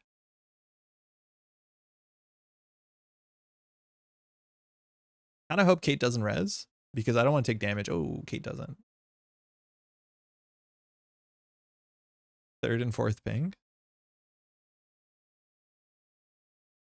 Pretty good ice. There's a chance that there's a mess in the chest. Okay, I'm going to steal that. Still not a threat 3. Super frustrating.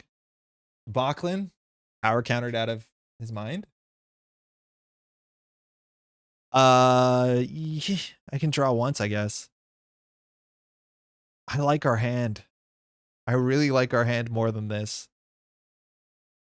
I feel like we need to be putting on more pressure. I'm just worried about floating a tag. Like, how hard is it to run HQ? I think we just botch us the capacitor and just run that next turn. We're losing some threat on server 2 for sure.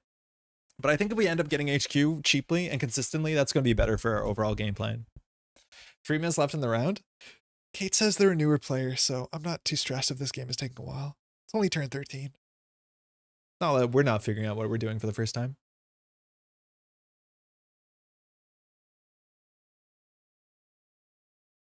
Just drawing up. You don't expect to see that. Just being silly. No, I know. I don't think it's a criticism. I just want to be very clear. If anyone's watching, like it's if you're a newer player and you're taking a while playing, it's fine. We're having a good time. Unless you're playing a deck I don't like. This is not the case. This is a weird matchup. Man, I want to play amanuensis against HB. It seems fun. Oh, greasing. We don't have a tag. That's sick. Just install. Yodel incoming. I don't think we've seen a Yodel yet. I think we would. Oh, no, we did. There could be a Yodel here. Kate does have some financial issues. Amakua one time. No, not like that. Not like that. Okay. We need to get to threat 3 because our turtle is gone. Botulus. I'll do a Botulus. Running HQ here. We want to get a tag because we want to see 2 cards. We can always choose to take a tag with crew. It's just like a thing you can do. Kate definitely has like 17 agendas in hand. I don't know how much influence they have. 3, 6, 7, 8, 9. I don't know what this is. We can always pressure it. Like we can run this first and then force some reses and then just run HQ for free. I think that's reasonable. I don't think there's any bad face check here. I'm assuming we can raindrops, but we end up with too many cards in hand. Let's see what happens here. Raindrops HQ. I don't know if we need to. We might, but I'm assuming Kate won't res and then actually we lose the raindrops. So Kate needs to res something that...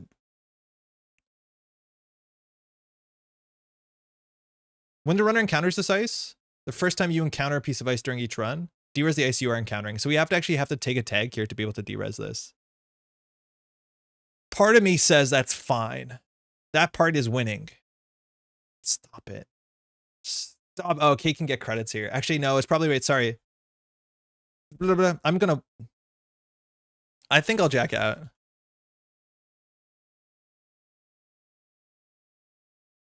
I realize if Kate's on 2 credits, we're fine, but if Kate's on 4 credits, we're not fine. Like on 2 credits, Kate can't do much for the remote server. I know we saw what Kate did with the credits. Let me run that back.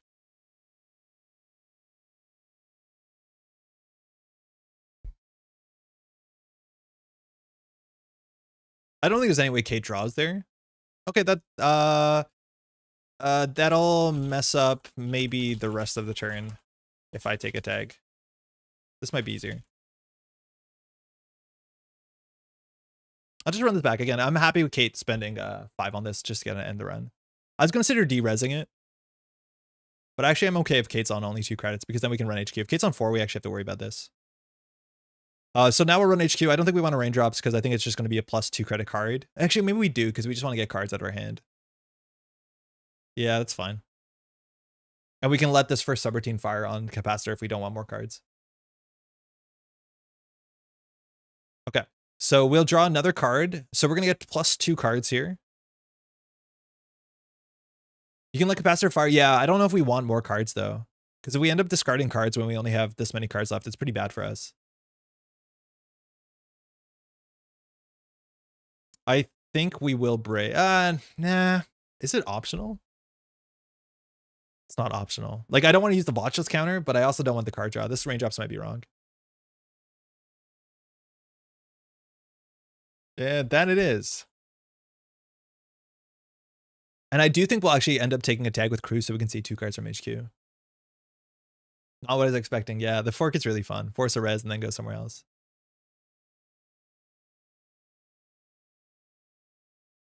So we have no way of getting a tag clicklessly unless we do Crew to just give an ice -2 strength, which you can do. Oh, shit. Oh, it's a Banhar. Oh, never mind. That's not going according to plan. I'm glad we hit that and not the Praxis. I totally forgot that was a Banhard survey. I think we want to see 2 cards here. How do we remove the tag? Do we want to see 2 cards here with 7 in hand? We want to see 2 cards. I think we do. But I actually don't want to give Kate money because then Kate could score. I'm just going to see a single card. This is a pretty cheap run. Break. Yeah, we could always take a tag here. I'd rather do it when we come back with a Hot Pursuit in like next turn. In fact, actually this turn we can. Yeah, we should do it this turn. Install Bones Off Cruise tag. It's not going to matter.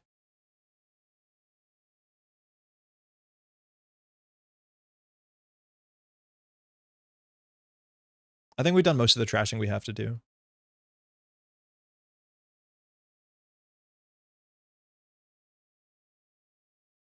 Ideally, we get to threat 3 and we can actually get Praxis to fire. We'll see from there what happens. I'm going to get Hot Pursuit. We might just Hot Pursuit next click. This is where Valentina coming back makes some sense. I'm not sure if it's actually still better than getting back Friend of a Friend with. Yeah. Okay. That's a problem. That's a 3-2. Greasing the palm actually does not work with Freedom Information, which is kind of fascinating. So we have a lot of time and a lot of money left. If we go Hot Pursuit, we see 2 cards. It's actually likely this Hot Pursuit wins the game, and we don't have to worry about the consequences of our actions. I'm a big fan of not worrying about the consequences of our actions.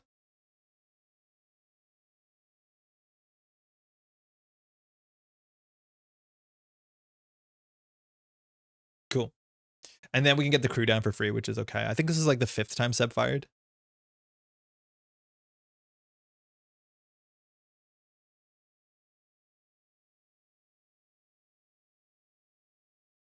Now Kate can draw if Kate wants to bury, but drawing into an HQ double access is obviously a bit dicey.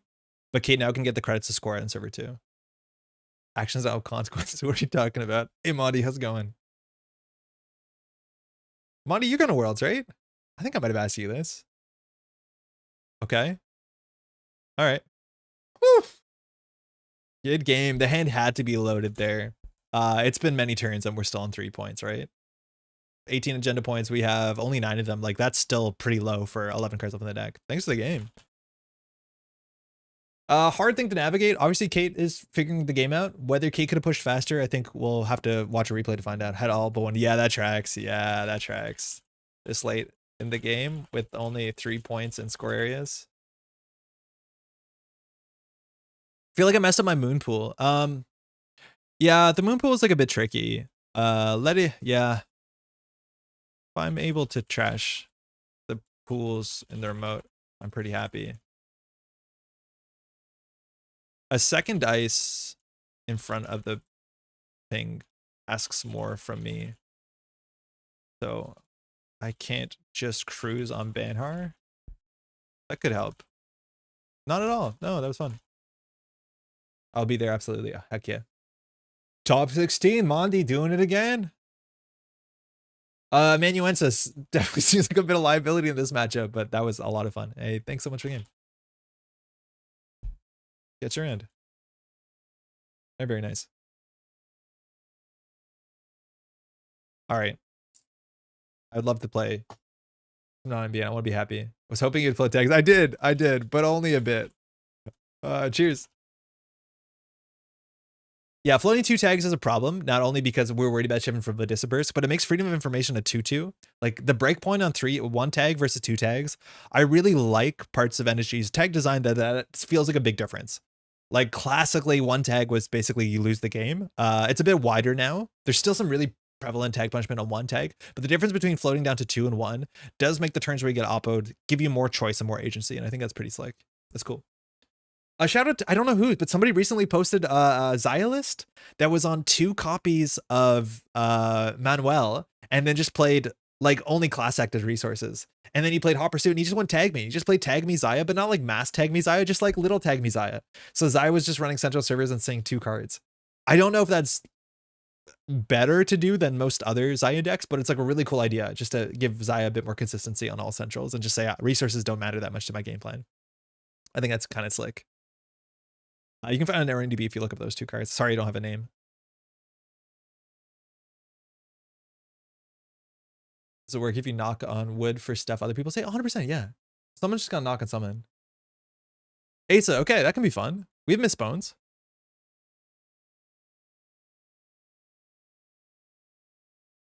All right, let's talk about this opening end. We have crew, we have a price, that's good. We have a Hot Pursuit early to drop down a Lagu. Lagu is obviously kind of good against Asa. This hand seems good.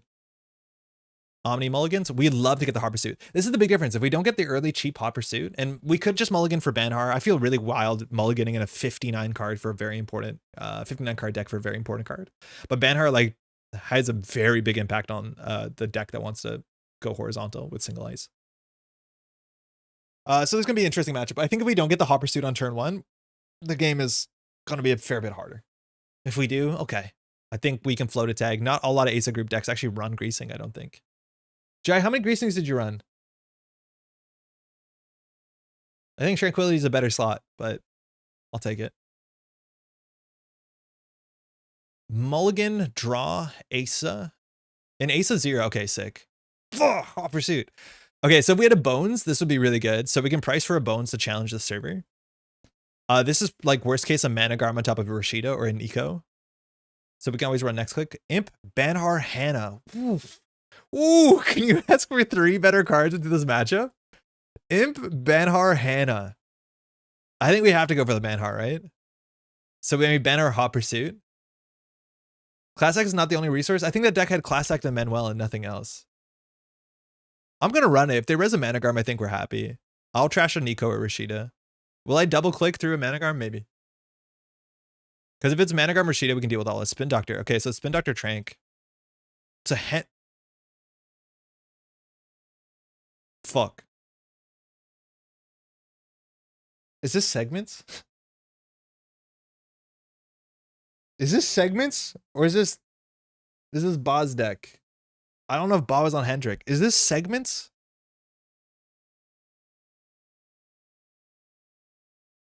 Interesting. Did 7 segments run Hendrik? I think it did have 2 Hendricks. What is going on here? Lose all remaining clicks? I think we can do that. I don't think we have that much else. No, we need to get the Lagu down. Yeah. Whatever, I'll take a turn off. I guess. Nah. I think this might be segments. I don't know what else this could be. I don't think Ba's version of this was on Hendrik. Might be a deck for the Organ CO that has every 1 point effect. But was that not Thule?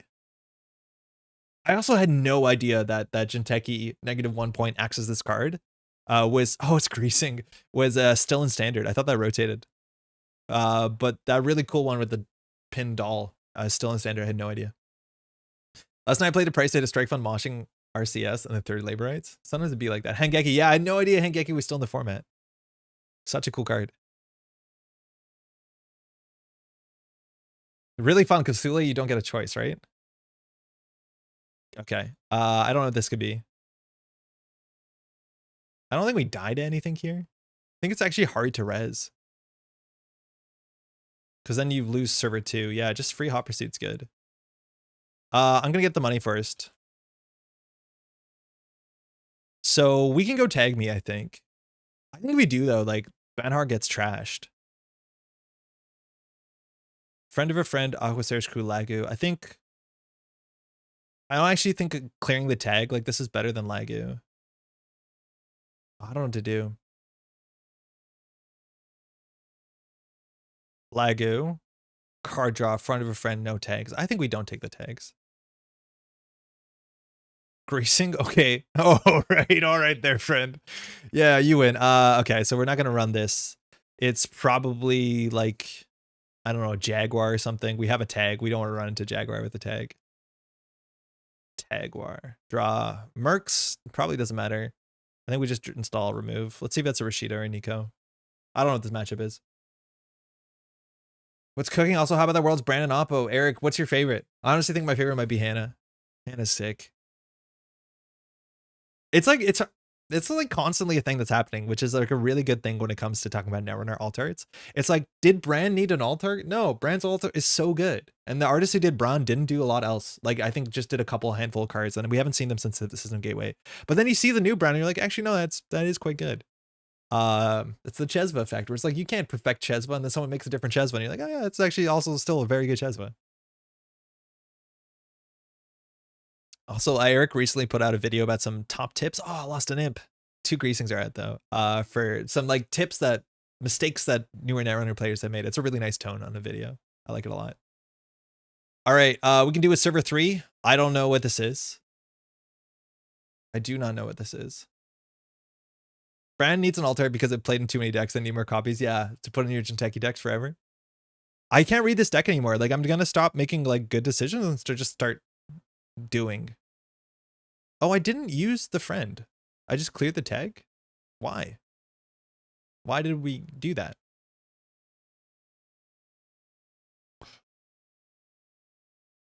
Okay, we have a game plan. So we'll install the Aqua Stairs Crew with the Hot Pursuit. Like, I just don't know what we lose to because I can't tell what the deck is doing. Great. Let's start face checking to stuff. Next turn, we'll do another Hot Pursuit.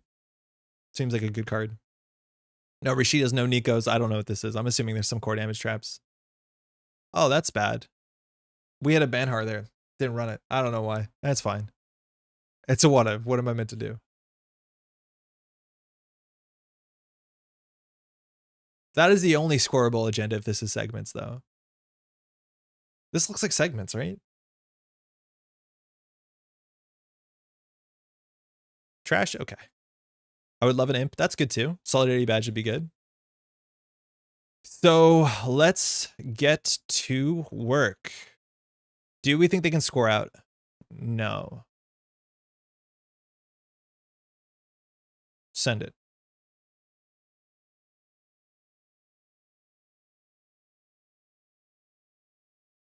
No further action.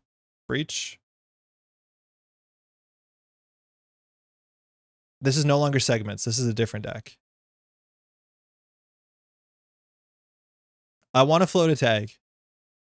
I'm going to float a tag, I think. 2 greasings out. I feel like we have permission to float a tag. Chad, do we have permission to float a tag? Are we allowed to do it? How risky is this? I don't know what server 2 is. If it was a powers that be, they would have rezzed it. This is Italian Ned sublifts. Yeah, you bet. All 59 cards of it. I think they're going to keep the steel skins. Are we allowed to float a tag? Permission granted? Thank you. I'll take it, Jai. From you? Ace Expert? I'll take it. I'm floating a tag. Urognev is a second tag. Now that's interesting. I'm just going to pre-install there and assume there's no magnet. If you're going to float a tag, you need to get ready to get Hypoxia. I forgot that card existed until you said it, Tron. And honestly, the way that Omni Shambles has been playing their greasings, there's a chance that there's more tag punishment here. If we want to be really careful against like death, we can play the Urognevs. But otherwise, yeah, Hypoxia could just tap into us. And that's obviously bad for a deck that's playing ontologicals. Does Hypoxia remove the tag? I don't think it does. Okay. Oh, we're so good at this. We're so good at this. How are we going to run the remote server, though? The cool thing with 1x Bachlan is you have 3x Praxis, so it does get a bit more life. I honestly think Praxis and Criminal is kind of sick. Refresh Class Act, get back Bankroll. Second ice, 6 credits though. Last click draw. Oh no, it's a fully operational. Okay. All right, 10 credits. Gatekeeper, Drafter, we've seen very little ice. We've seen no ice. Jaguar Undy is not online. Server 4 is not advanced. Ontological can't be it. Luminal can't be it. I think this has to be Rashida. I don't know what else this is that we're worried about. Now, on 10 credits, you actually can do the 8 credits to score out. I'm assuming this is on the 5-3 that does core damage on salvo. Like, one of these could be a salvo. We just have to run one of them. We can check server 3 if we think that's the, what's it called? Like, we just have to deal with either the agenda, obviously, or the Holloman. So bot just gets a token.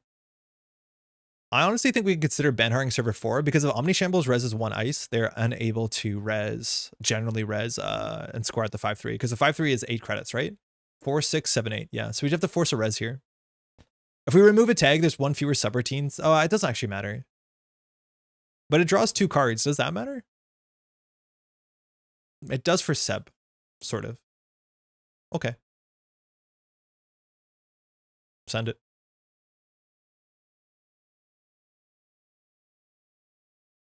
Hypoxia does not remove the tag. Yeah. Okay, that tracks. Start with Friendo. Yeah, I think so. Gatekeeper. Okay. So now Omni can't do the scoring out. If we go deeper, the worst case scenario is we take 1 core damage. Okay. We have a crew too.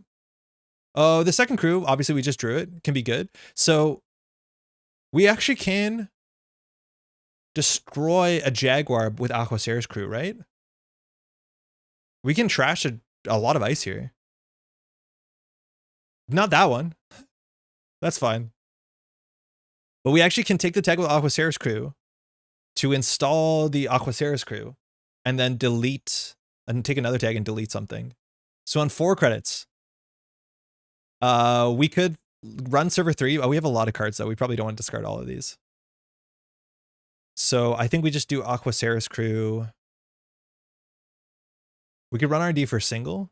They revealed Salvo, Ontological. So I do think that one of these is a Holloman. I think I'm going to run R&D for single and then run server 3. Because if server 3 is... no, we should just run server 3 now. Because if it's a Hendrik, we want to deal with it. And if it's not a Hendrik, it's a Holloman and we want to deal with Holloman. It's a virus. Okay. Yeah. So now we know all the points are in R&D.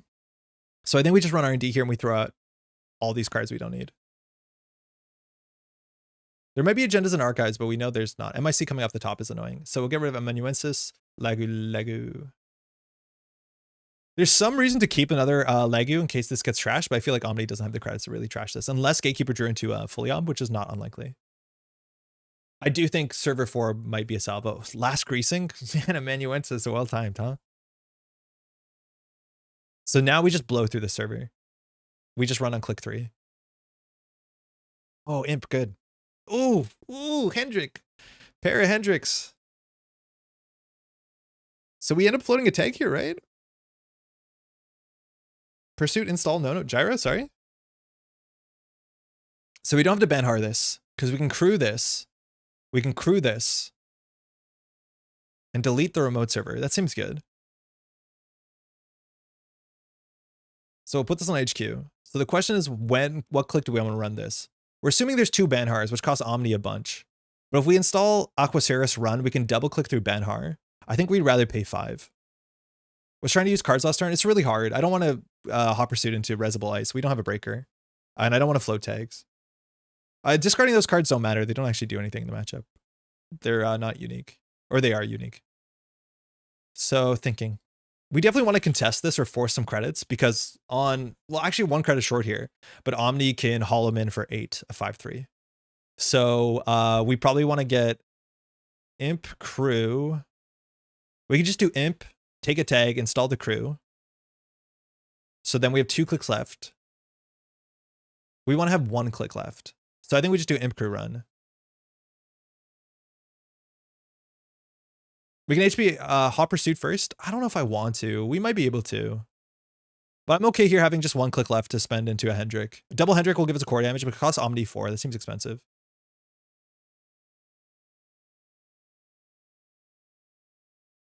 We don't float a tag here, which like maybe we actually could. Like we could have saved a click and installed this Aquacere's crew for free by taking a tag and get Amanuensis. That actually might have been strictly better.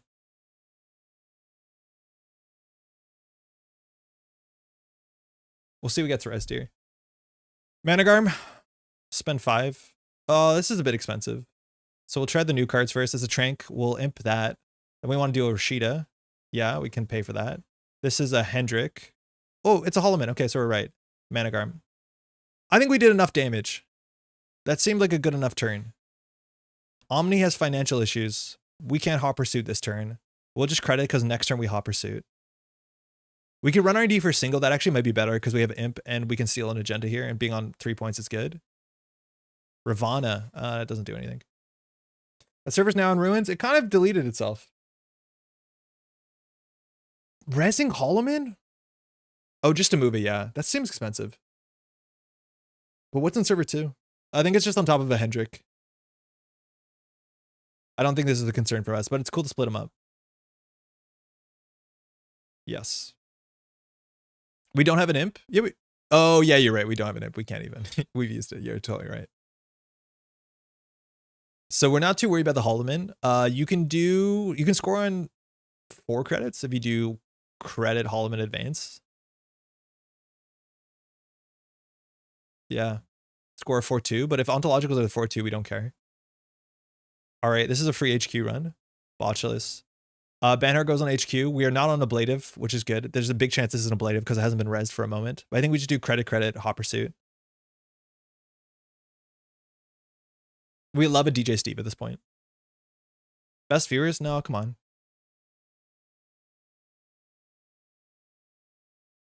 My YouTube chat has stalled out. I don't know why.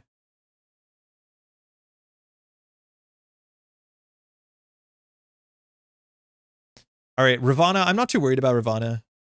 I'd rather imp something else.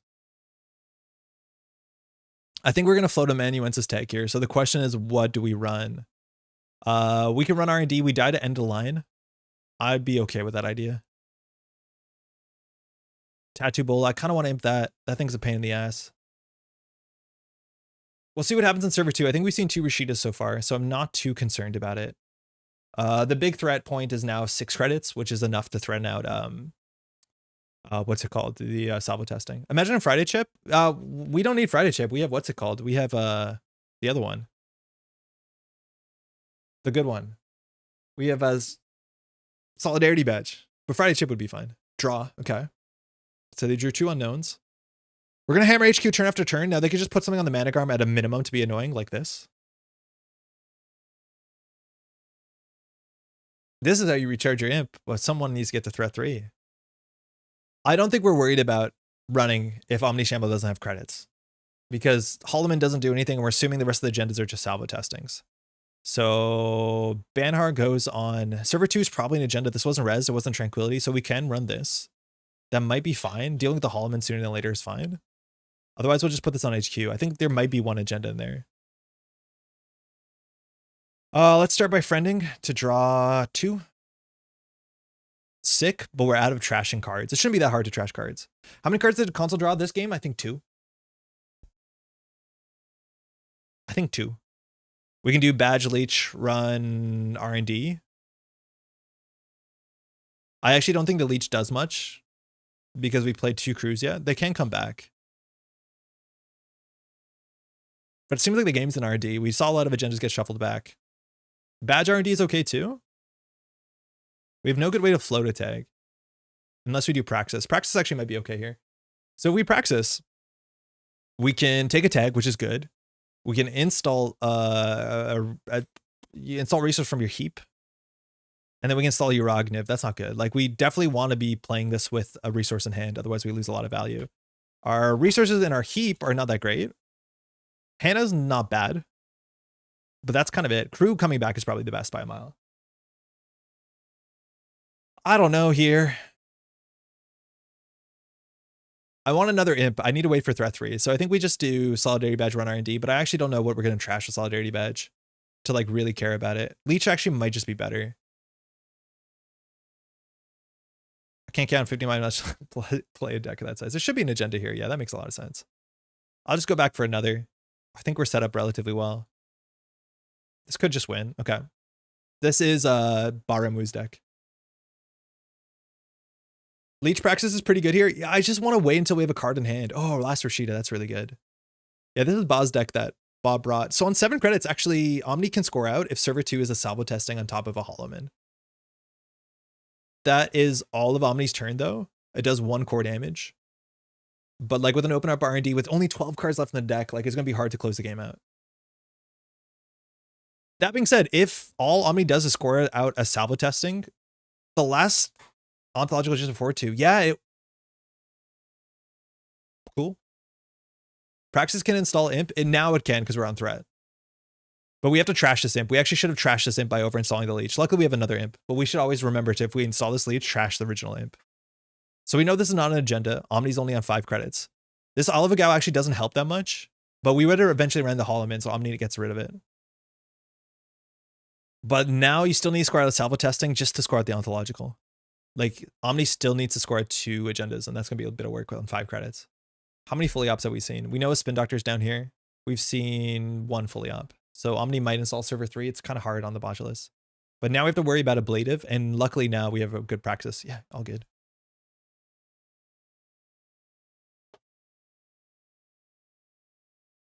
Like, this deck list, if you know what it's up to, just pressuring the economy down so it can't spend 8 to score a salvo is, like, honestly enough of a game plan. And you could see this if you watch the game with Cody versus, in Swiss, Cody versus Ba. It's like a lot of that is you can't get your money up, you can't threaten the step 1 score a salvo. And I'm not saying this deck is bad, but it's more so like you have a lot of ways to challenge this sort of play pattern. Okay, so we don't know where the agendas are. We actually might want to run Archives because Spin Doctor is going to do something, and then we can run HQ. So I'm going to go Archives, HQ. Banhar will be on HQ. I'm assuming that R&D ice might mean that the whole game is an R&D, but if that's the case, that's fine. Botchless, Banhar, HQ. Not seeing more fully ops have been crushing Ace's chances. Yep. It's like the only econ card in the deck besides Trank. Ooh, Praxis runs Archives. It doesn't get the flip though. With Praxis, we can install... What do we want to get with Praxis? We installed the Leech, right? With Praxis, we can start getting Ice Trashed. So I think we do Praxis, and then we get Imp. I wonder if Omni knows that Privilege doesn't shuffle. Let's find out. We're going to do this anyway, so we might as well find out. Okay, did not flinch. Oh, we didn't have a Seb card in hand. Ah, that's on me, whatever. I was trying to play around that. So we'll install Crew. We'll install Imp. Is there a reason to trash that? Yeah, we'll just keep more in the bin. Now we'll run Archives because the Spin Doctor might get res. Oh, wait a second. There's a virus in there. Oh, that was the wrong order. There's a Mav in there. Oh, that's really ugly. Shit, I definitely should have done the Praxis first.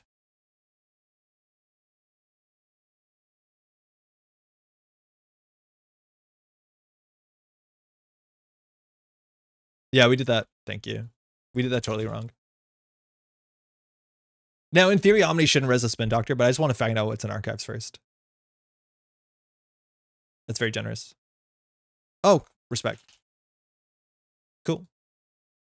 Mav is optional. I'm not saying the deck is bad. It's more bah. Oh, double Mav. Okay, so Ravana got thrown out. Ablative getting thrown out on threat 3 and the MIC, which we knew. Everything else. Don't you dare purge me. Okay, cool. We haven't drawn our multi-axis card. We'll run it HQ. The most we can take is 3 damage, and that's even hard on 5 credits. I don't think that's possible. Should Leech have fewer counters? Oh, cute. Yeah. Good call. I think it should only have 1. Because only from the Praxis run.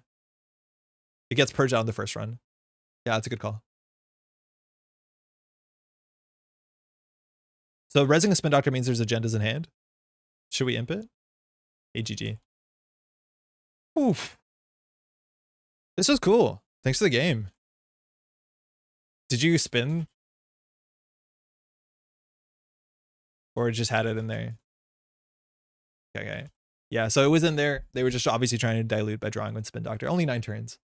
It's neat. It's like you have to play this wild toolbox and kind of get a bit lucky with what you get, but the flexibility you have on your tools to put pressure on everything is really, really fun. Went to 1 and 5 to 1 and 7. Oh, neat. Okay. Nice. The Elevagao is enough for us, which is pretty frightening too. Thanks for the game. Yeah, I actually kind of like the Asa matchup in some ways because you have so many good tools for it built into your deck. You have Banhar, you have Lagu, you have Crew, you have Hannah, and they're all so good against Asa. That's really neat.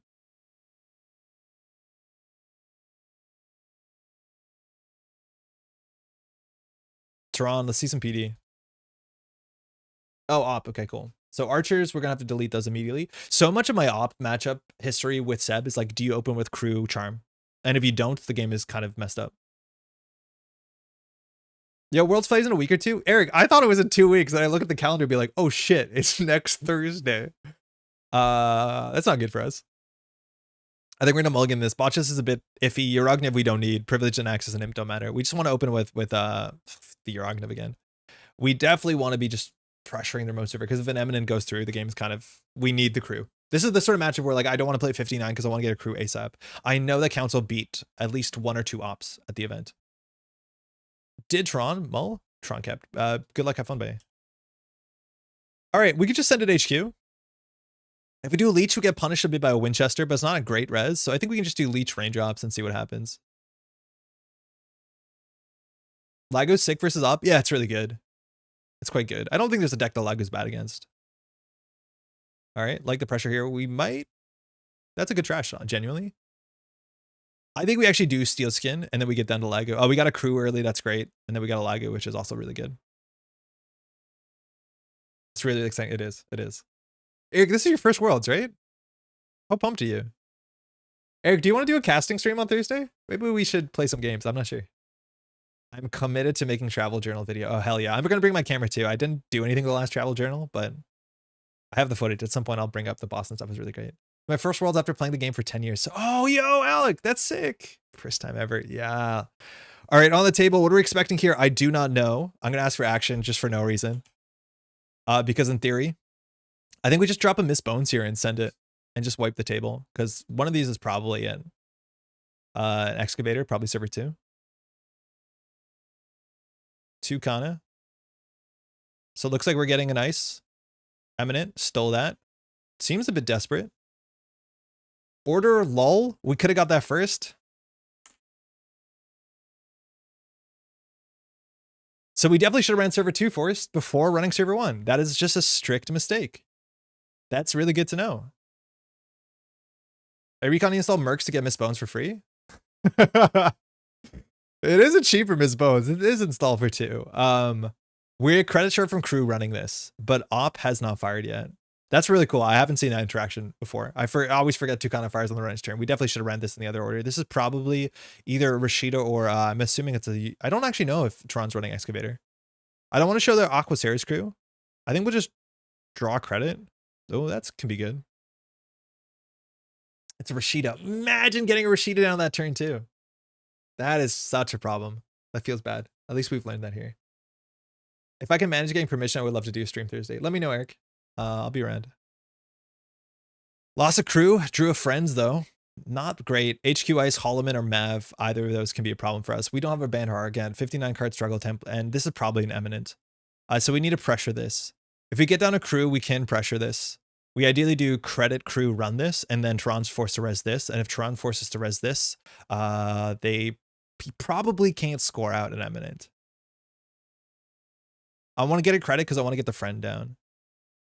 The other option is if we don't go for the friend is we can get the Manuel and just send it R&D and C2, or probably send it HQ and trash this card and see the whole hand. Both of those are good. There might be another agenda in here. Sandstone. Okay, that's good. So this has to be Rashida.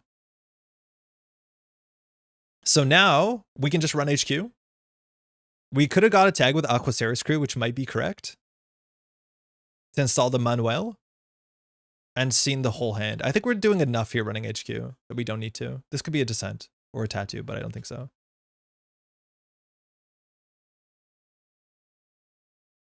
We have to trash that. We play Hot Pursuit. The game might have been in HQ. We're going to ask after. Ooh, nice Regolith. We're going to ask Tron after if the other card in the hand was an agenda. Remember you need 2 cards for crew? You did not remember? Fuck, no, I didn't. I totally didn't, buy. You're right. I did not remember you need 2 credits to threaten the border control. Still got a res out of Tron, so feels good about that. But yeah, that's strictly wrong. Seems good. All right, we're doing okay now. We can pressure R&D. If we run into HQ here, we don't get pressured, threatened by much besides like Hammer. We'll eat one of these, which is not great. I'm going to click for a credit to make it at least slightly interesting if we run into an Afshar, because we can see the whole hand. At this point, no further action. Okay, so this is probably nothing of value. Archer. That's bad in Tron's hand. Okay, so we just want to set up. We want to find one of our 2 Devil Charms. Getting an Amakua down, we've seen 1 Mavirus yet. It's hard to rely on. I don't think we need the Uragnev, and we obviously don't need a Mercs. We want a Banhar. Fuck. That's good. Not misplay if you don't get punished. It is. It still is. We should. But that's the other thing. Is like if we make a mistake like that, we should talk about it just so that we understand this is not right. You should play around this because that's a big part of this stream in general. Oh. We called literally we need Banhar and then we did Lagu to Strike Fund into Devil Charm. What is this game? 59 card deck. It is the most consistent. HQ Ice. We know one of these is an Archer. I don't know if the Archer's out here, but this is looking pretty good. I think we can slow down a wee bit here. I think we can do Credit, Devil Charm, Amakua, run R&D. And just touch some cards.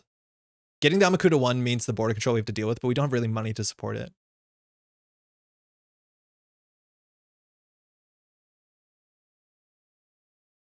I want to get the Devil Charm down. Why go so we can do fast trick? You're not wrong. Thinking, yeah, I think we just get these two down. We can draw once because these two are garbage. Hannah is fine. I'll show the charm. I don't think I should show the charm. I think I should just take a credit here. Whatever. We definitely don't need that. Maybe not definitely. Sometimes it gives you click. Nah, it's nonsense. Let's be honest. Praxis is good. We're on threat 3, so Praxis is run. Archives get a leech. Spin Doctor. Okay, Tron definitely has a Genesis in hand. The Archer, if that is in front of HQ, cannot be rezzed, guaranteed. Gonna use the Tranquility Server immediately. Stream can last longer. Tucana Chrism going back in. That's important. Those can be tutored at instant speed. It's easier to do the Tucana. Ice Remote Server looks like an Eminent. Okay. So to beat the server, we have a lot of work to do. Border control we have to beat and come back, so we can't beat Sandstone twice, so I don't think we can run this. I think we just pressure R&D, probably with Manuel. We can float a tag in this matchup relatively safely. So the problem is if this is, I don't know what this would be, can only be an Eminent. If that's the case, like we still have Charm. So I think we actually do Praxis, install Manuel, install Crew, install Leech. Yeah, that seems good. Rego Tutor feels so nice and ob. Yeah, it's often important for their first econ plays just to land a Rego. God, Praxis is such a good card. This is my favorite part about Seb, though. Praxis is just cracked. It's just so good. Just install 3 things for a click. Yeah, I'll sure. If you really want me to, I will. Resource. Crew. I wish we had a way to clear a tag. That makes sense. We could have gone for Friend of a Friend from hand, but I want to pressure R&D. Like, that's 1 click. I might have actually been right to not do Manuel, to do Friend. Because then we can clear the tag and get Manuel on the run itself. Yeah. I'm just going to run it back. We don't need to rush the Manuel in. I think the top of the deck next turn will be fine. Or this turn if we want to.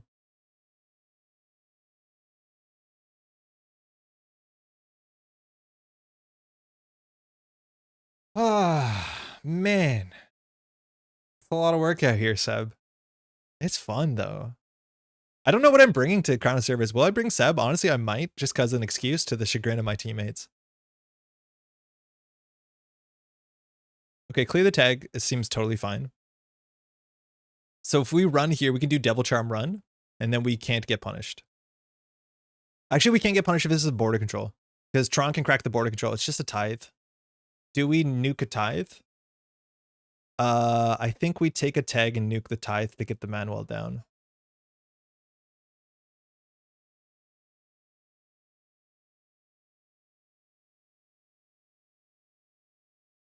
We don't add it as Yef. So now you have to get an ice on R&D with Eminent, which is fine. It sees 2 cards. Winchester Hostile seems good. Winchester up the top is not great for R&D.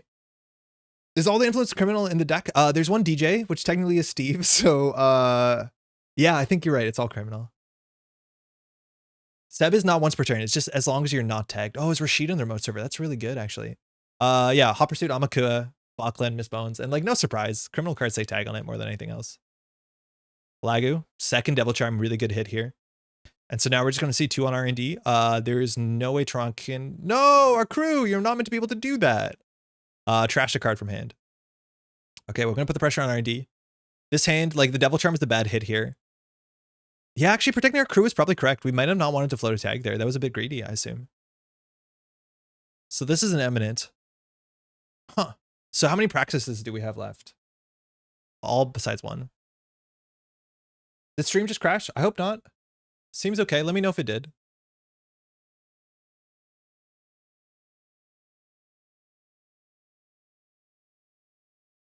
We can't trash ice. So what's the worst case? Winchester, we know it's there. That's going to go through. On YouTube, it did crash.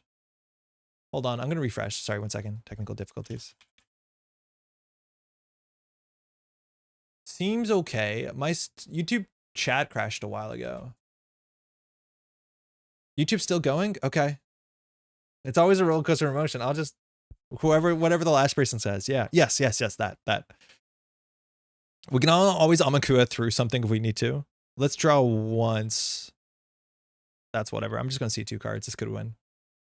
YouTube is working normally. It's kind of frozen on my screen. Like I can't actually see YouTube. C2 win. Crisium. Okay. Eminent. Seems good. So there's only one more eminent. Yeah, YouTube is a bit cooked on my side. It's not loading well. I don't know what's going on. YouTube might just be bad. Something happened on YouTube. Yeah, I can't actually see the... What's wrong, Skywalker? You've turned off your targeting computer. That's what's happening right now. I can't actually see any of the YouTube stuff. Kind of frightening. Draw. Moshing here is fine. We can get rid of Mistbone's hand and Lagu, no problem. We're floating a tag. We still have Devil Charm. Amanuensis showed up a bit too late. We know there's a Crisium coming up on the top. Tron needs to score at the final eminent to get an ice on R&D, and then we have to get our crews back. Second ice, okay. We don't know what that is, right? That's the Crisium on HQ. Makes sense. A Hot Pursuit deck. Get an imp. Love it. Single advance. Okay. So now we have to decide what we're going to be pressuring. This will be 4 strength. We're sure this is a Crisium and it's not a Mav. That's good. This will be 4 strength when we hit it. We can't deal with that. YouTube attacking the ad blocker users or something. I do not use ad block. I don't mind if you do. I do make some revenue from YouTube ads, so I'm not gonna be upset about it. It's not that much, but. So we want to pressure money here because clearly the win is in the remote server. We lost our crew. It's very good that Tron trashed our crew. I think a lot of folks might not consider that, and it's obviously the most important in this matchup. So if we run this remote server, we can get through border control. We can get through Sandstone once with Devil Charm. Border control would pop for another Sandstone probably, or technically Tron's a big fan of Maskarovka. That's 3 strength. Got to support Andre. Our Netrunner could be his full-time job. I'm like kind of close to that being the reality. It's kind of been the reality for a while, and it's like an absolute treat and a dream. Again, shout out to patrons. We can definitely hot pursue parts of this hand. Unfortunately, I don't feel like we can force enough money out of Tron's pockets to like run down server 2 enough. Tron might have an agenda in hand. It's gotta be pretty sick. So what do we do? Bambire's obviously an R&D, so we can't run that down. I don't think there's a bad face check. If a Stavka gets res, like we Devil Charm leech it in a panic, and that's fine. Archer can't get resed yet, and one of these might be Archer. We know that Tron had an Archer going into this turn. So it could be the Archer outside of this. I don't know. I don't want to lose the Devil Charm to Banhar. 3, 4, 5, 6, 7, 8. 8 points in the top 23 sounds about right. That means we'll never get the Arkham TCG channel. I don't think that's what that means. I don't think it's that likely. Like, I think it's a possibility we can get everything done. Yeah. I hear you. I don't know what to do here. I feel like we might have to take a turn off, but like we're really in a praxis waiting room because we need Banhar back to get some pressure on. We shouldn't have floated the tag. Losing the Banhar was probably too big of a mistake. Run RD, force some reses. This could get an eminent on top of it, but, or sorry, a Tucana on top of it. We'll just tunnel a bit. It's fine.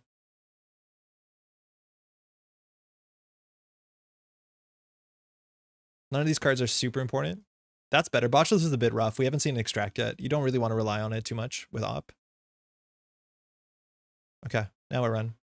The Shirt Force, just about 2 reses. One is safe and the other is safe because of Devil Charm. So we should see 2 cards here. Enigma, wow. Annoying. So do we want to take 2 net damage? It risks hitting our Devil Charm. Otherwise we can leech through this. I think our leech tokens are actually pretty valuable. I'm gonna just take 2 damage. Hopefully it hits Steelskin Strike Fund. Son of a bitch. That's fine. We lost our last Devil Charm. That's okay. Whoa. Yo, not fair. That's a wraparound. That's not fair. 7 strength. I don't want to devil charm that for a double axis, so we're just gonna put a botchless on it. Okay. You know what, amanuensis wasn't that bad. We could have installed it. Here we can run HQ. Toronto would have to res. If it's a Winchester, it's kind of bad for us because we lose our devil charm probably. Let's just keep drawing a bit. Let's see what the score is. Atlas with a counter makes a bit of sense. Extract for the, okay, sandstone. Might slow roll the agenda. Oh, it's for a Tucana. That's really good. So we'll see. Ooh, that's a good draw. Oh. Cool. Oh, we lost the banner. We've been floating way too many tags. Well, I've been totally in the situation that tags don't actually matter, but they do kind of matter. Holloman here. Atlas with the counter means Tron can very expensively jam turn after turn after turn after turn. So we have to start getting some pressure here on R&D. Manuel is harder to trash. We can now... But we should have botchless the wrap. We can botchless the wrap, run it. We can do crew, botchless, run, R&D. Do you think the one card in hand is an agenda? Wraparound versus Endless Eula, I like the NBN tech barriers. I like Wraparound a bit more. Eula's just not amazing into like Cleaver. It's a bit expensive. I don't know. Not a lot of NBN decks right now want something like that, but having Wraparound as an anti-AI tech, I think is pretty relevant going to the world's meta. SG reprint D4. Man, D4ing for a Wraparound is like, feels good. Old school feels good. So we have one crew charm. We have to watch about Archer. I think there might be an Archer here or in front of the border control. We can run through this. We can pay 1 if we run last click to reach, botchless the wraparound. I think that's totally fine. So we don't have to show our crew. I feel like playing the steel skin to draw 3 might be fine. We don't have to. Yeah, because we wanted the praxis. So we can do, what are we possibly pricing for? I don't actually know. Solidarity badge, imp. We lost a moshing. So imp is good for running centrals. We're expecting multiple viruses, but we can start trashing cards and seeing deeper. That's okay. Botches on the Enigma saves us leech counters. That's also fine too. But if we commit all our botches to R&D, it's up to Tron to easily like put a nice there. So I'm not sure what's good. Solidarity badge doesn't seem necessary. So it's either the botches on the Enigma to make it 1 run per turn or the imp. I think making R&D weak for Tron is a problem. Tron can grab an ISO with Atlas, and that's why we keep the crew to Devil Charm and Archer or whatever.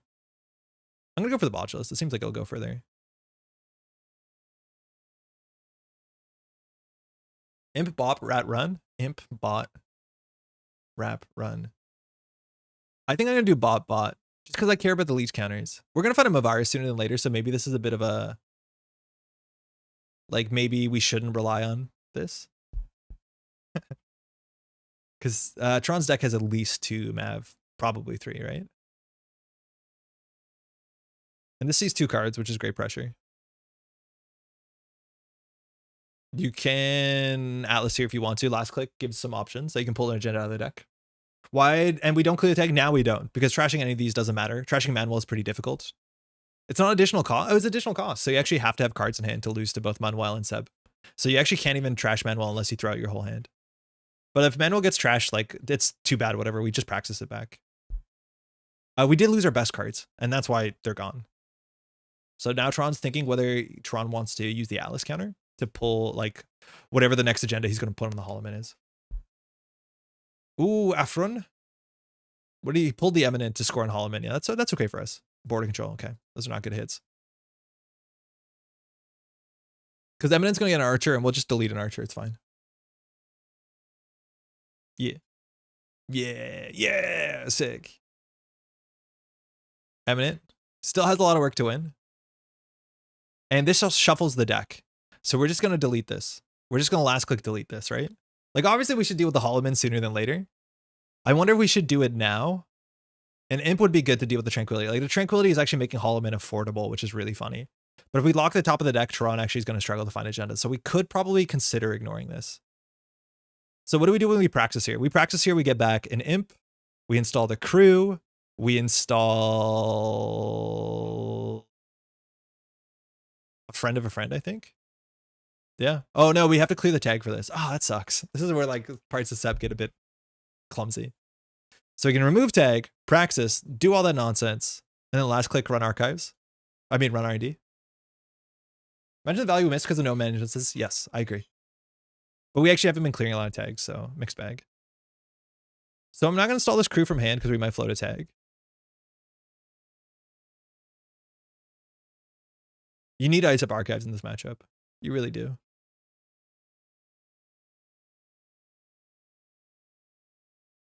Insufficient MU? The fuck? Wait, that's a bigger problem for us. Insufficient MU is a bigger problem than no card draw. Wait, that sucks. That's really bad.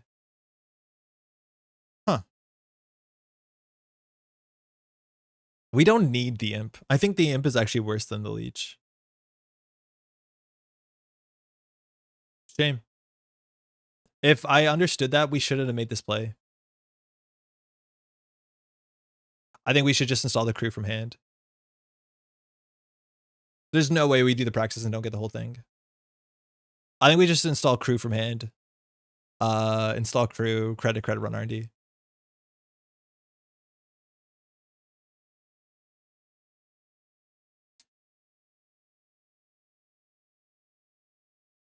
Oh, wait, I cleared the tag. Hold on. Hold on. I don't need to do that. So I'm just gonna take 3 credits. Just click for credits. Whatever, that's like our quick fix, but I don't need to clear the tag because we only clear the tag to do practice. We're not gonna obviously do that. I want to run last click because Enigma. Because not just cost you a click anyways.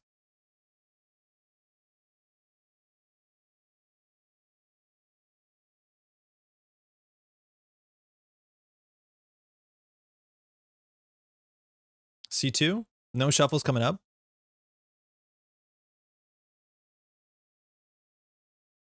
Three, 4, 5, 6, 7, 8, 9.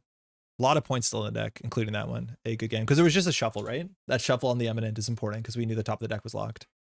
Ooh, 10 turns, 22 minutes. Not too bad at all. Not too bad at all. Hey, that was fun. Do you remember? So Tron usually gets into voice chat here. Just take tag from crew. Yeah, but we don't need to. I'd rather not clear the tag if we can avoid it. I don't know, Tron, if you're in voice chat. Good game. Do you remember on the turn that we ran HQ and we stole the SDS? Was there 2 agendas in hand? Oh, you can hear. Were there 2 agendas in hand on the early turn when we ran HQ? There wasn't. Okay. Because we could have taken the tag to run crew HQ to C2, but we won the 50-50. It was an extract. Okay. Yeah. I think we definitely should have taken the tag because sweeping the whole hand is super important. Like imagine we didn't steal the SDS because HQ became a bit more difficult to run. So we probably should have taken the tag. We didn't get punished because we got lucky on the 50-50, but you probably had 1 agenda in hand. So it's probably in our best interest. I think I totally like spaced the fact that you could trash our resources. Kind of a Seb problem there. Crushing mistake to res the sandstone. Yes. Where I didn't have 2 credits. Yes. You misplayed into my misplay because you had no reason to res the sandstone. Cost money and tempo. Yeah. And I actually could not break border control. I was short of credit. But the sandstone res was like, I'm okay that you spend money here because I can just run HQ. Yeah. Good game though. That was fun. That wraparound was really good. I'm surprised that the botulism didn't get extracted, but we didn't see a lot of cards in hand anymore. And I actually did not realize that Manuel is an additional cost. So you have to pay it if you don't have cards in hand. Good game. I think we can do one more. Again, there's a lot of stuff to do today. In short, on the following day, they're doing some repairs to our bathroom, which means we have to like empty the kitchen and cover everything with tarps and do all this sort of stuff and then like move. And it's a bit of work. They're doing repairs in this house over the next couple days. I'm assuming I'm still going to be able to get into this spot and use the computer because I have a lot of editing to do. Obviously I do, and some video work. I'm pretty sure the house is not going to be like unlivable in. I should have confirmed that sooner than later. Hey, thanks, you too. But that's why I'm pretty sure there'll be a stream Thursday night because there's no way there's renovations going on at night, and maybe a catch-up stream on the weekend. But I have a lot of video work to do sooner than later to get all the NPC stuff finished. And I'm worried that I'm going to be separated because my computer is not a laptop, it's a desktop. It's really hard to move. PD, 44 cards. We start with a crew. That's a great start. Hopper Stew is a really good start. This is just a banger hand. Imp for Seamless is good. Imp for Ice is fine too. This is meant to be like a reasonable matchup. The write-up says to early greasing, love it, to like just pressure HQ. And to, oh, that's a good start. I think here we just run the remote. Aqua Stairs Crew actually doesn't give us that much reach. Let's start with a price. I don't know what price could get us that would be better. Friend or Hannah? We lost a Praxis and a Praxis. Oh, that hurts my soul. We plan to run server 1. There's a chance it's a drafter. Friend or Hannah? Hannah's good for checking the remote server. Taking the tag can't be that bad for us. I'll go for a friend because we have a crew coming up and a hot pursuit. That's fine.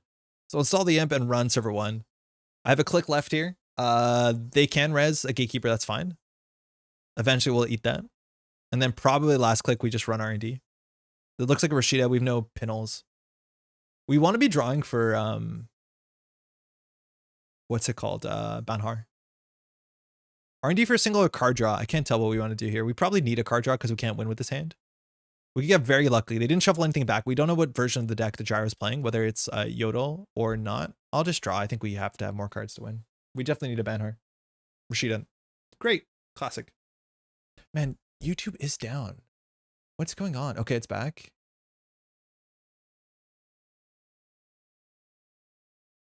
It's never drafted if it's PD. I don't think that's totally correct. Oh, it's fully up. Okay, so this is a different list. I don't know what this is. Just a little red level clearance.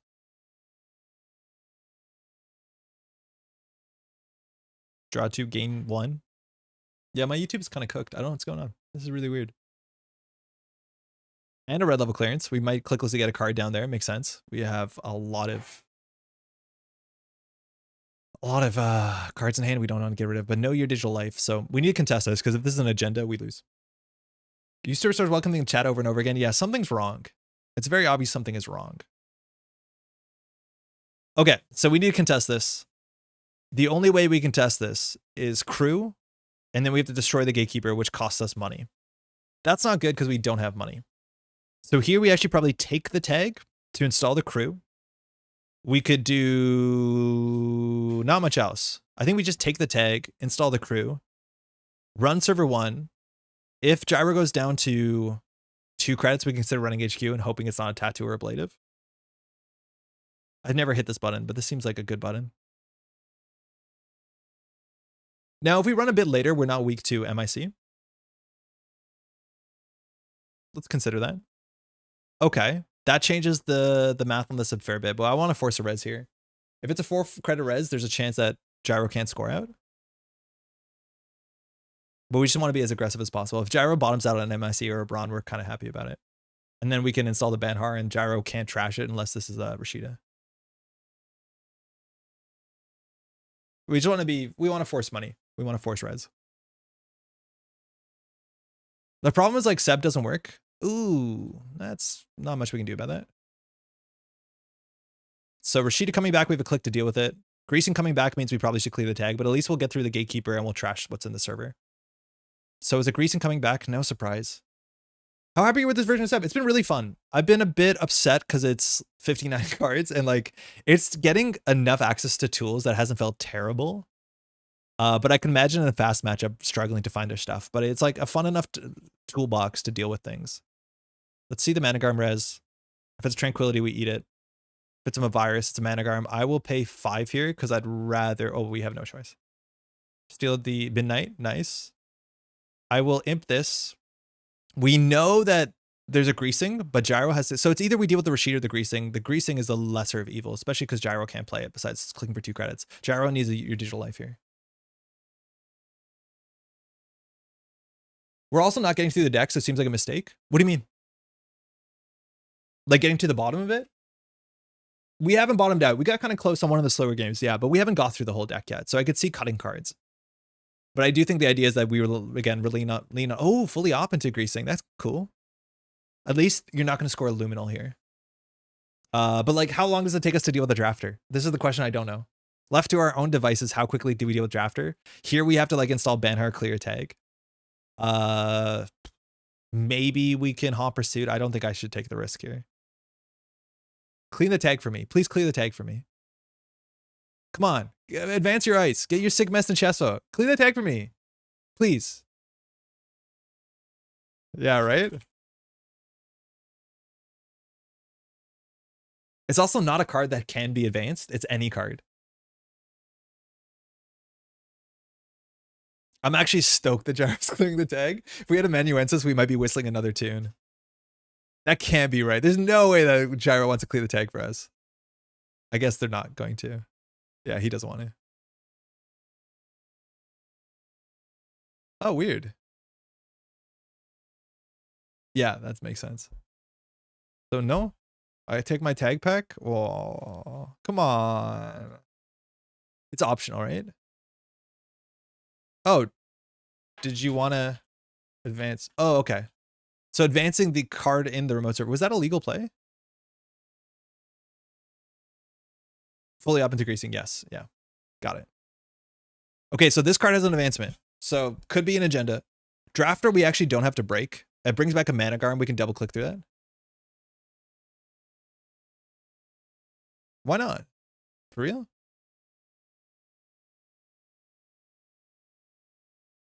I think you did. Fully op, gain, greasing. Yeah, I think you did. Oh, you installed. Yeah, right. Okay, they didn't have it because of fully op. Because he needed to fully op. For fully op, it has to go on the remote server. No, it's all good. Yeah, so he fully op for installed, then fully op. That makes a lot of sense. Okay, so if we just face check into this, we can force a res. Now the problem is we have to take a turn off, and how to take a turn off here is pretty tricky. Lagu is obviously not bad in the matchup. Benhar is our most important card here. We need to get cards and credits. So we can moshing this hand. We're pretty sure this is an agenda. We can moshing this hand to get Banhar. We can technically blank one of the drafter subroutines if we get a botchless and run, but we need to clear tags and get down to Banhar. Now we're pretty sure Gyro won't trash the Banhar on his turn. If he does, I think we're actually okay with it. So we could actually maybe just install the Banhar and chill. So we could do like Banhar Lagu. This is where like you need reps for the deck because I don't understand what happens if we moshing the Hot Pursuit. Hot Pursuit is obviously very good, and we can get the Hot Pursuit relatively easy. So I think we draw once and then moshing, leech, Lagu, and whatever we draw into. Okay, that's fine. Is Lagu better than Hot Pursuit? We need card draw really bad, but he might not jam next turn. Oh, our friend Manuel. This Valentina seemed suspect. Okay, that's good.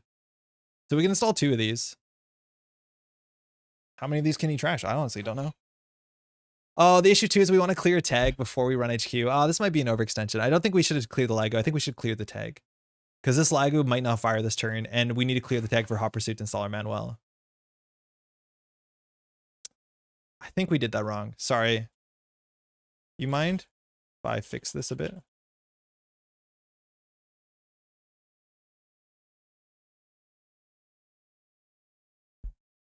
Just like that. So we're just going to clear the tag so he can't trash the banner.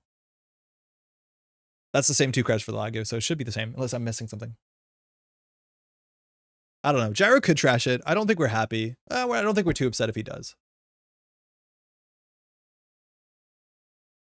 Can't get to my YouTube controls.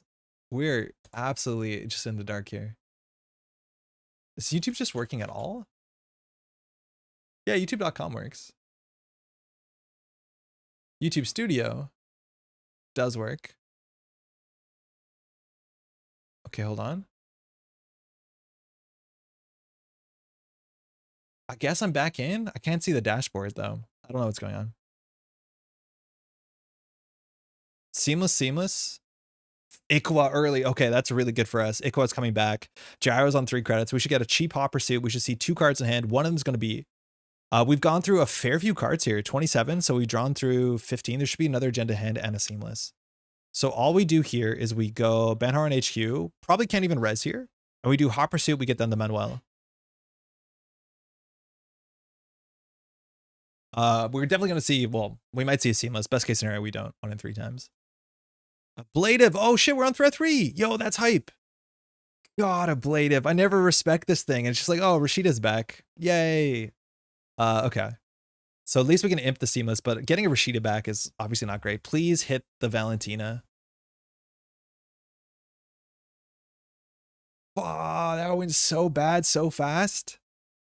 Oh, that was so bad. Yeah, tell me about it. Yeah, he was just about to show up. Oh, that's so bad. Okay. We'll take our credits first. We'll install the lag gate, whatever. Steal. Oh, we could have seen 2.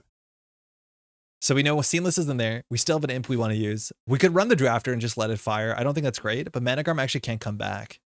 So that brings back either a Greasing. It actually might be right to trash the Rashida. I think the Rashida is more disastrous than the drafter reinstalling a card. Because, like, what are you reinstalling? Gatekeeper, maybe? Managarm, maybe? Maybe we just let this Rashida fire and we just control the table. We can install Valentina. Actually, it might have been better to install Valentina there. Yeah, it's probably better to install Valentina. It's about the same. We're getting the Lagu down no matter what. Draw. We could run R&D for a single and then install Valentina. That's fine. I'm worried we don't have enough card draw. Oh, sorry. But fully op, it's not that good. Let's just get an imp. Great. And we'll remove a tag, which gains a credit. Okay, first time Valentina's down. They get back fully op and it's the same as trashing Rashida? No, it's worse.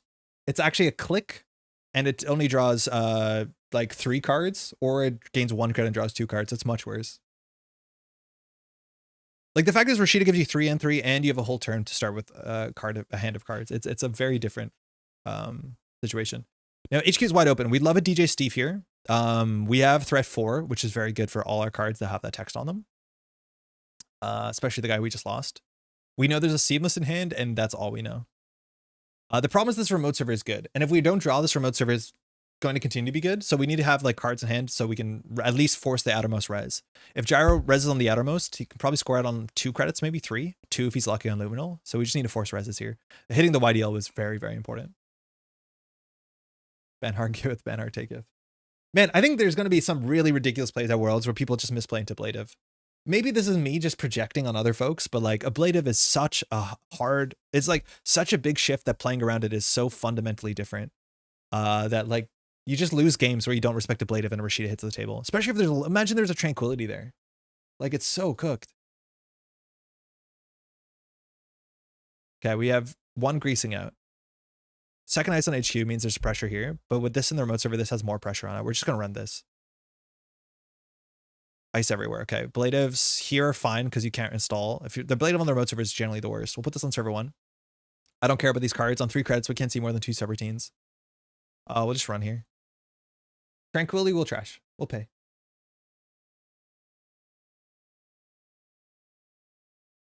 This is maybe the second Rashida. Could be a Spin Doctor. Might only be 2 in the deck.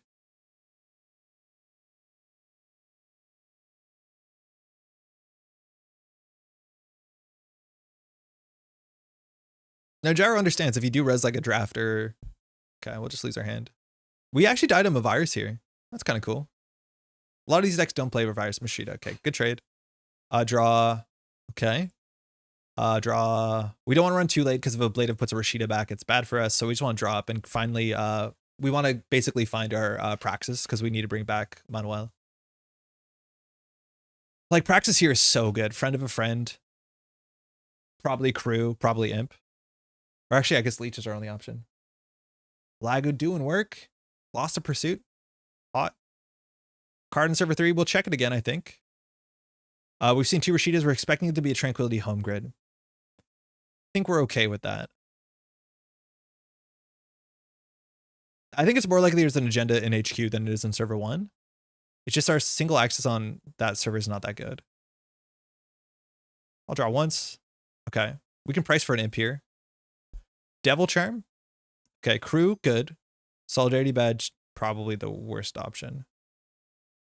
We'll just run it. The Luminal is going to be such a big deal because if we can steal the Luminal, we don't have to deal with Crew with greasing that much.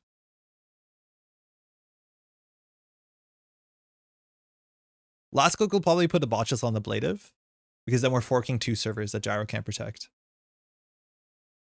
Okay, second drafter, that's fine. If that's somehow the third Rashida, so be it. But we'll just let this fire and walk away. Feels good.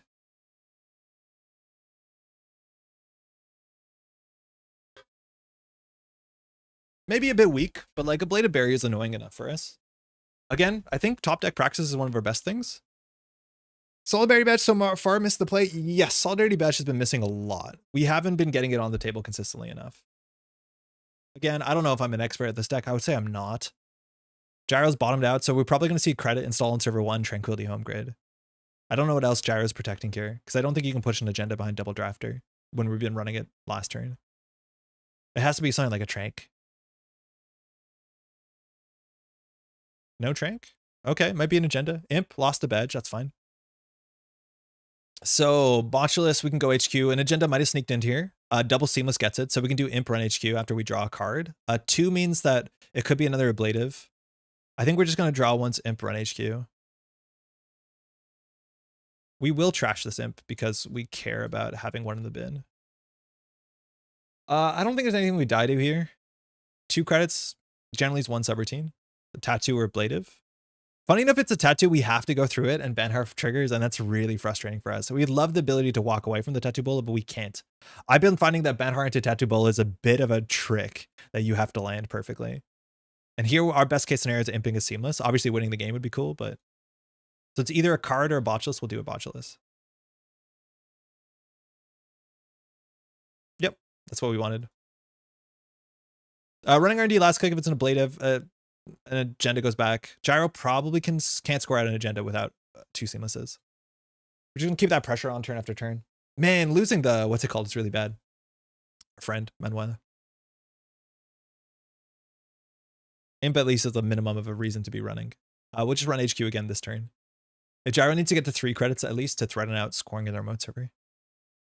I don't think it's a Tranquility, so it's probably Managarm agenda. I don't think we need to deal with it.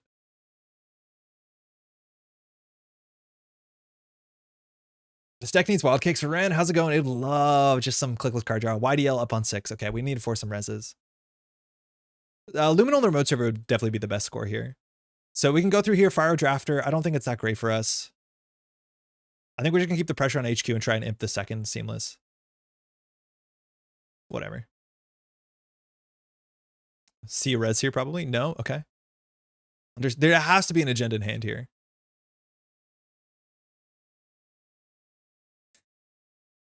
Alright, Gyro might not be able to score that out. Council talking about the write-up. Just trash the Seamlesses and see what happens. So if that's a Luminal, Gyro can score out, but if it's a Luminal, Gyro could have scored it out last turn. So I don't think we feel that upset about it. Ooh, my friend. You're here. How can we get a tag? Friend of a friend to get a tag? Ice on HQ floats like Bran or MIC. Yeah, it kind of does. And like that's a really bad res for Gyro. I think we should do DJ, Steve, run HQ, start doing the same crap over and over again. I don't know what our doubles are. Hot Pursuit, like we don't really need the money. Double Praxis is probably what we get for, right? Mercs gives you a tag. Yo, Francesco, how's it going? Yeah, it does, but like at that point, we might as well just install the thing. Run HQ again, trigger crew. Oh, that's true. I forgot we have crew, but DJ won't work because Steve is the first time a turn. So that's not going to cut it. How many Devil Charms do we have out? 1.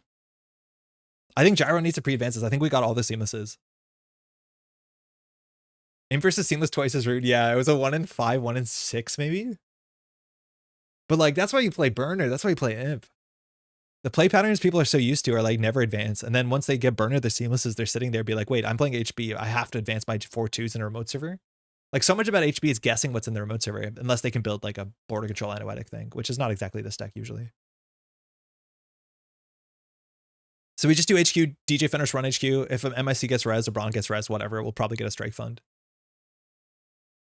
If a Mavirus gets fired, we'll just eat the ablative maybe, and then we'll just praxis and do crime. At some point too, like running R&D and sing singles will be fine. I honestly wonder if we DJ praxis for Manuel. We probably do practice for Manuel. Yeah, let's practice for Manuel. No, you good? Oh, greasing, holding on to that. Hopefully, 3rd ice. Okay, so understanding the pressures coming in. So Bonchas, Banhar. Where do we want to put Banhar? I don't know what server 1 is. It might just be Managarm. Probably not a Luminal, so it probably is an agenda. If we do Fenris, we go down to 2, and then we run this. This gets forced of a res. So I don't think we can run this anymore. I think we just go R&D. Bless you.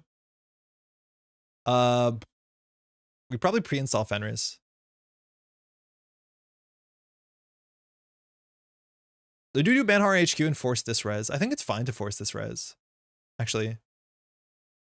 I'll Banhar on HQ, okay? Clearly Gyro has it in HQ. Jesus, Steve. I'm just gonna run this. We have to force ice res. If this is the second drafter or third drafter, it's okay. Like we might just jack out depending on how bad this is. We want to do this sooner in the turn than later if that's an ablative. Okay. So take 2, miss the strike fund. Okay, so we can jack out here probably. We can't really get through anything unless it's less than that strength. So we can crew through this next turn. A bit awkward. Okay, we can set up a moshing next turn. We'll be fine. I think Gyro lost all the seamlesses. Fully up. Okay, definitely drawing for the seamlesses. Yeah, they're all in the bin. So we actually don't have to run the remote server until something gets pre-advanced, unless it's the luminal. And this is clearly not the luminal. So if we see overinstall, then we can consider running server 1. But in theory, our best plan is not just to put enough pressure on central servers, and then once you push the pre-advance the card in server 1, we just like blow it up. Your strike fund luck only works in person? That's because I'm running with only one strike fund in hand. John, how's it going? We've been okay on our rips on centrals. This deck's been really fun. Yeah, don't mind if I do. Ah, Praxis. No. Lagu. Drafter Leech is good. Okay. So what do we have to run? This could be Rashida to Managarm. We're okay if any part of this gets rezzed. Botulus. Okay. So where do we want to put our Banhar? We're going to moshing most of this hand. So we probably put Banhar in R&D. This is likely a Spin Doctor on top of a Tranquility. So in terms of our Imp count or Miss Bones count, Miss Bones unaccounted for. Imp count, we have 1 more. So we're just going to try and destroy the server. Leech, Amanuensis, Strike Fund. Please. We got neither. Amaku is okay. We so far haven't really used a breaker, but it does something for sure. So we could consider crewing this. The problem is we can't Banhar that. I think we need to check server 3. I don't know how we get money. We can raindrops it. It puts us down to fewer credits, to 6 credits. That's still enough to deal with Tranquility, but we need to deal with the Tranquility, I think. And we want to get the Spin Doctor out of the way. We still have Banhar and R&D. Well, we want to make sure there's no Rashidas here. What's the Rashida count? 1. I just don't know what this is. It's probably Tranquility, Spin Doctor. And then eventually run R&D. Managarm? The heck? I'm okay not doing much here. Yeah? No, that's fine. Ken, I'm doing well. How you doing? Did you get all your art in time? I'm a bit stressed this week. Worlds is soon. I still have to make all the homemade pins. We'll be able to show off the stickers. They're coming in on Thursday. I hope they turned out great. First time doing them. But we're making some merch. And I still got to figure out my COS decks, and we're got to move out the apartment because they're renovating the bathroom. There's like way too much going on 1 week before Worlds, I'll be honest. I think you're probably feeling the same. Hopefully you're doing okay.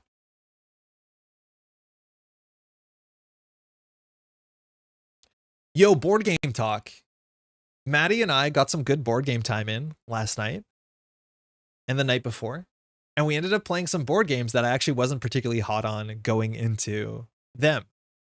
I picked up Pagan Fate of Roanoke, which I've played once before. And I thought Maddie would enjoy this because she likes witches and it's Halloween themed. And I picked up the last Shut Up and Sit Down recommendation of, what's it called? Compile. I was not feeling very good about them. Oh, Canadian Thanksgiving is this weekend. I totally forgot about that. It's actually something I'm bummed out for. My family, this is the first time I haven't done Canadian Thanksgiving. My dad just got like a shoulder surgery done. And he's doing well, but he's not fit to travel. Our car is toast. We can't travel with it. So it's also like a Jewish holiday. So my sister and her husband are fasting. So it's just lined up really poorly. I was intrigued by Compile. Ball, let me talk about it and Compile and Pagan after this. Ren likes Pagan. I'll talk about it after this game. I have a lot to say about it in a really interesting way, I hope. Because I was not looking forward to... I was mixed about both of them. Only like 3 other people on the planet who knew about Pagan. Quite enjoyable. A lot of Netrunner players like Pagan. I think we're just going to Miss Bones run this down. I don't care about this. 5 credits. Ablative is the worst case here. Actually, this is maybe worth playing around if this is an ablative and something goes into server 1. But I'm going to double click and just wipe the server. It's probably Tranquility into Managram. Arella. What the heck? As someone who really likes Air, Land, and Sea, I'm curious. Oh, Meteor. Okay, you're going to like this conversation because I like Air, Land, and Sea. And the day before Compile came in, Maddie and I sat down and played Air, Land, and Sea and Supplies, and Spies. Spies, Lies, and Supplies, which is the Air, Land, and Sea standalone / expansion, which is way weirder. It just has much more interesting card effects that Maddie has never played. I played it before and I showed Maddie and she's like, wait, we got so into it. I think Air, Land, and Sea is so great. But we actually played that the night before Compile came in. So I was like, I don't think Compile's going to stand up to Air, Land, and Sea because Air, Land, and Sea is like pretty elegant. That was not the case. Compile's kind of sick. Compile's actually really, really, really sick. And a lot of the issues I thought I had with Compile weren't actually there. Again, once this game finishes, we'll get to it. There's 5 cards left in R&D. We've seen no spin doctors. A lot of times this deck only has 2, and Gyro has 17 agendas in hand. We just need to eat this Gatekeeper with Aquasaurus crew on an off turn and we'll be fine. Like, we should have done this by now. On any turn the Gyro doesn't do anything, we'll just Aquasaurus crew the Gatekeeper and then just come back the next turn and win. Is it fun spin on Netrunner? Isn't it? No, I don't think it's at all like Netrunner. It's Cyberpunk as a 2-player card game, but I don't know. I think people are close to talk about Netrunner in ways that I don't think make a lot of sense besides theme. I do think Pagan is closer to Netrunner because it is asymmetrical to some extent. Hoping PD doesn't do anything seems dangerous. Gyro, we trashed 3 seamlesses. I don't know what we're worried about. I'm concerned about Compile. I'm going to assume the setup and sit down just made a bad pitch, but the lack of direct interaction in Compile makes it seem boring. There is so much direct interaction. The game is entirely direct interaction. I was so surprised with how sick Compile is. Same with Maddie. We were like, wait, this slaps. Like, genuinely very positive about Compile. We played 1 game. And we didn't even play the more advanced version where you have this majority token that you have to cash in at certain elements that shifts the boards around. We just played like the basic version. And it's constantly interaction. RLC, 4 cards left in R&D. Gyro has no seamlesses. Looks like no spin doctors. Gaining the click back, you need to advance server 1 or put something in server 1. Greasing. Okay, so here we just blow up HQ and we come back on a later turn. Botchless, Banhar on R&D. So if we blow up the Gatekeeper, okay, so we can draw into a Devil Charm. It is 1 in 14. Oh, here we just crack the Gatekeeper. I don't think we have much to do. Where'd you pick it up? I got one of the last copies at Board Game Bliss. You have like 20 minutes when the Shut Up Sit Down video comes out. I'm gonna lose. I don't know. Yeah, it's not looking great. We'll draw. Bachlan is really good. Imagine someone resing an MIC and you botchkin it. I just don't want to overextend. We'll be a bit careful here.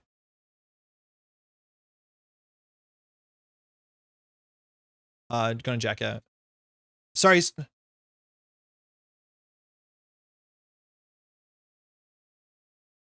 Definitely don't want to do that. We can run R&D for a single. I think doing down crew, running R&D last click means we can't steal Aqua. We don't really want to do that. I think we'll just do this and then run HQ next turn. Where's Luminal? I don't know. I think Gyro's holding on to it, hoping for greasing. I love Spies, Lies, and Supplies. There's a lot of really interesting... Spies, Lies, and Supplies is so weird. Like, we played the base Air, Land, and Sea, and it's like, okay, flip cards. Cool, big numbers. And then Supplies, Lies, and Supplies is like, show a card to your friend. Make them not trust you. Like, it's so much more interesting. Is that how you wanted it to end? Yeah, that's fine with me. Yeah. Why not make them res the Brawn? We don't know if it is a Brawn. We could assume it's a Brawn, but if it's an ablative barrier and then Gyro gets like a Rashida or like a Drafter fires, like we could lose the game. We don't have to take those risks. I think it's reasonable to think it's a 6-cost ice. And they probably can't res it, but there's just no reason for us to make that mistake. Maybe for content's sake, we should. But nah, I don't think we have to. I think next turn we just run HQ twice. They still have to res the Brawn. And if they res the Brawn, they can't score. So we don't have to risk it. There's nothing they can do that doesn't draw us a card, which is kind of like the sick fork here.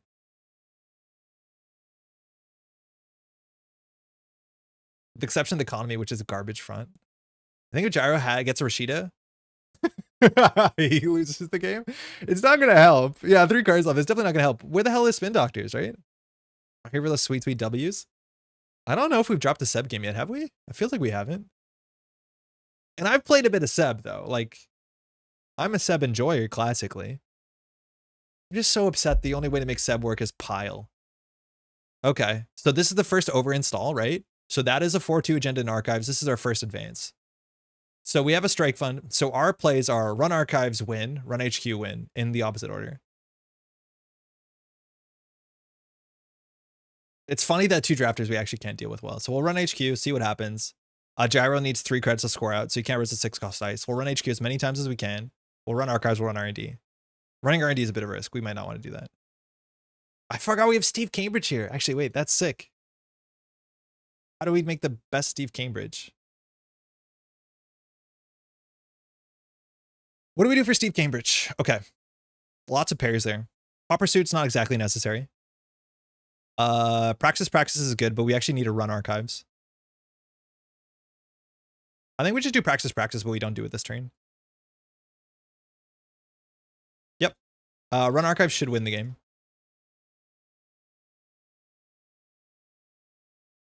Yeah, again, even if Gyro scores this out, I don't know, we could lose if it's like luminal into something. But I think here we just run archives, run HQ. This should be an agenda. I don't know what else gets overinstalled. Yeah, GG. It has to be an agenda. We just trashed every single seamless. You see? So we were just in the waiting room. This is the luminal probably. Yeah, imping all this seamlesses. Super wild. Yeah.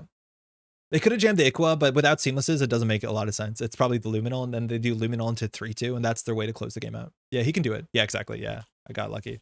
I knew the seamlesses were in there, and like the write-up talks about it. Just make them not win, and that's all we did. Thanks for the game. Where the Spindos? I don't know. We can ask Gyro if Gyro has Spindos, but at this point, a Spindo is really, really difficult. But a lot of these decks actually eschew Spindos.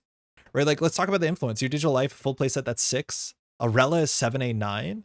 A lot of the versions of the sort of deck don't run more than 3 Spin Doctors. And at this point, like, Spindo's not gonna help you. Yeah, it was only turn 13. It wasn't that slow. It wasn't that slow. It's just PD was clicking for credits because the seamless play. Like, I think what actually Gyro should have done is advance the Midnight 3, because what Gyro might not have noticed is we can't run double drafter. We actually legitimately struggle with 3 strength ice. Right? Like 2 strength ice, no problem. 3 strength ice, problem. We genuinely can't deal with 3 strength ice. 2 drafters is a nightmare server. Let alone you can res this outermost. Like, we have to get a leech counter, we have to get a second crew. Like, it's hard to deal with drafter. You can't break, but you can let it fire. If we let it fire, I think you bring back Mana Garm and it becomes difficult. Like, I think you have to force that interaction, especially when we're at 4 points. Like, getting to 6 points doesn't change the game. And if you can fire a drafter, maybe you get back into the game. I don't know. Yeah, I think you had to eat it earlier for sure. Because I know if you don't move anything with this card, it's definitely an agenda. And I think it's on top of a Mana Garm already. So maybe actually bringing back a Mana Garm doesn't matter. Yeah. Kind of reminds me of an old Ed and Kim deck where you played a ton of resources off-campus apartment DDoS. Yeah, exactly. Like the sort of Geist type engine too. I loved off-campus. Okay, 1 second. We're going to probably just do a bit of a board game talk. Let me grab some board games, okay? I'll be right back.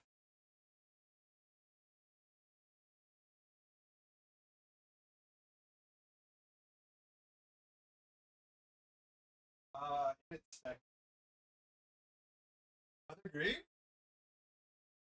Chad, do you want to see green cookies? Maddie made green cookies. She's really excited about them. All right, board game stuff. I'll just go wide cam, I guess. Full wide cam. So Compile is a board game you might have heard, or a card game that you shut up and sit down. And I saw it. I'm like, I'll take a punt. It was like $20. John says yes, Maddie. This is Compile. It comes in a really cute box. Ugly that this comes in a giant plastic clamshell because it hangs on a shelf on a store. I think to some extent you need to make sure it's not seen as a deck box, but it's a really cute box. Problem with this box is it doesn't stay closed, so you can't really throw it in a backpack because there's nothing keeping it together. Oh, they're very green. Oh,